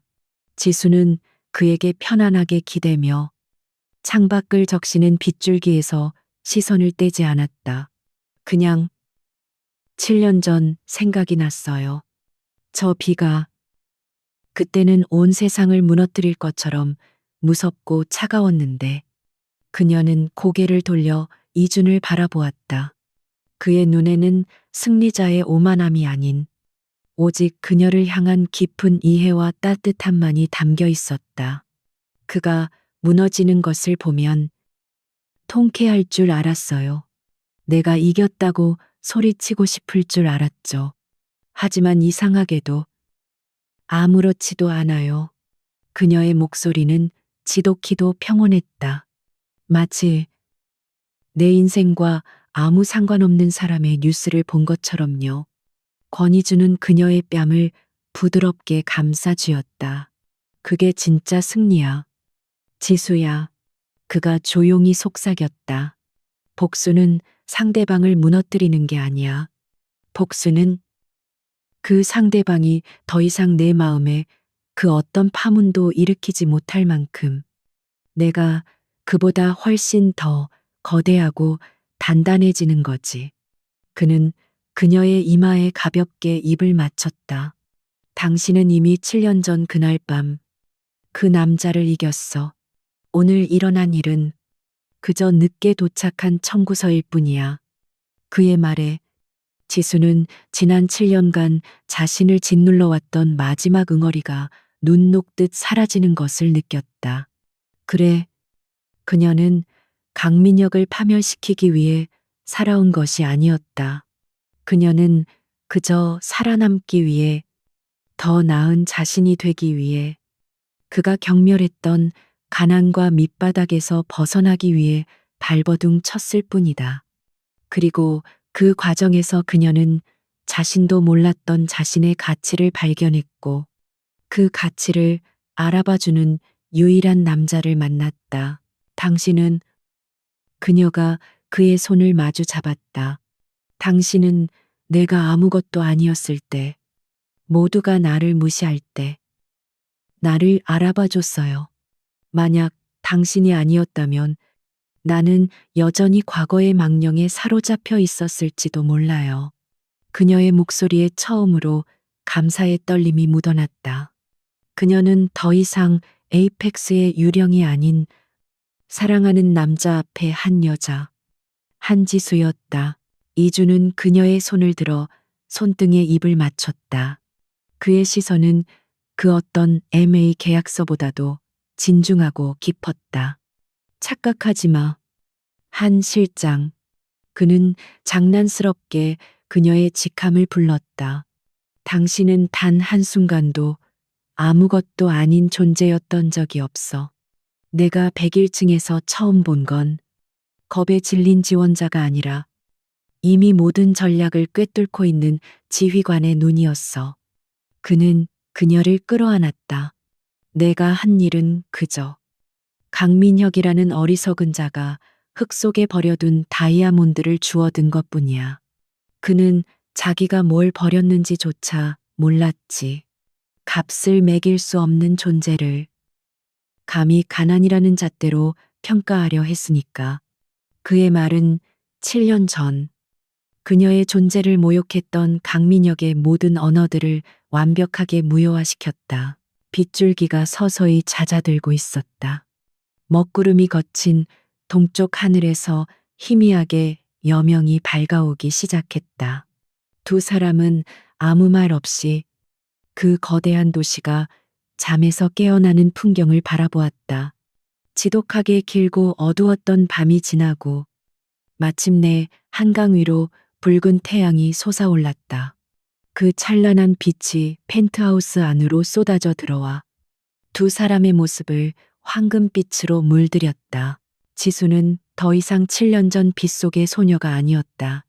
그녀는 자신의 상처를 스스로 치유했고 자신의 가치를 스스로 증명했으며 자신을 값을 매길 수 없는 존재로 봐주는 남자와 함께 새로운 세상을 맞이하고 있었다. 강민혁의 몰락은 그녀의 승리가 아니라 그녀의 새로운 시작을 알리는 마지막 신호탄이었을 뿐이다. 그녀는 권희준의 품에 안겨 자신의 인생에서 가장 찬란하게 빛나는 아침을 맞이했다. 강민혁이 고개를 숙였던 그 순간 그녀의 과거는 끝났고 지금 이 순간 그녀의 진짜 미래가 시작되고 있었다.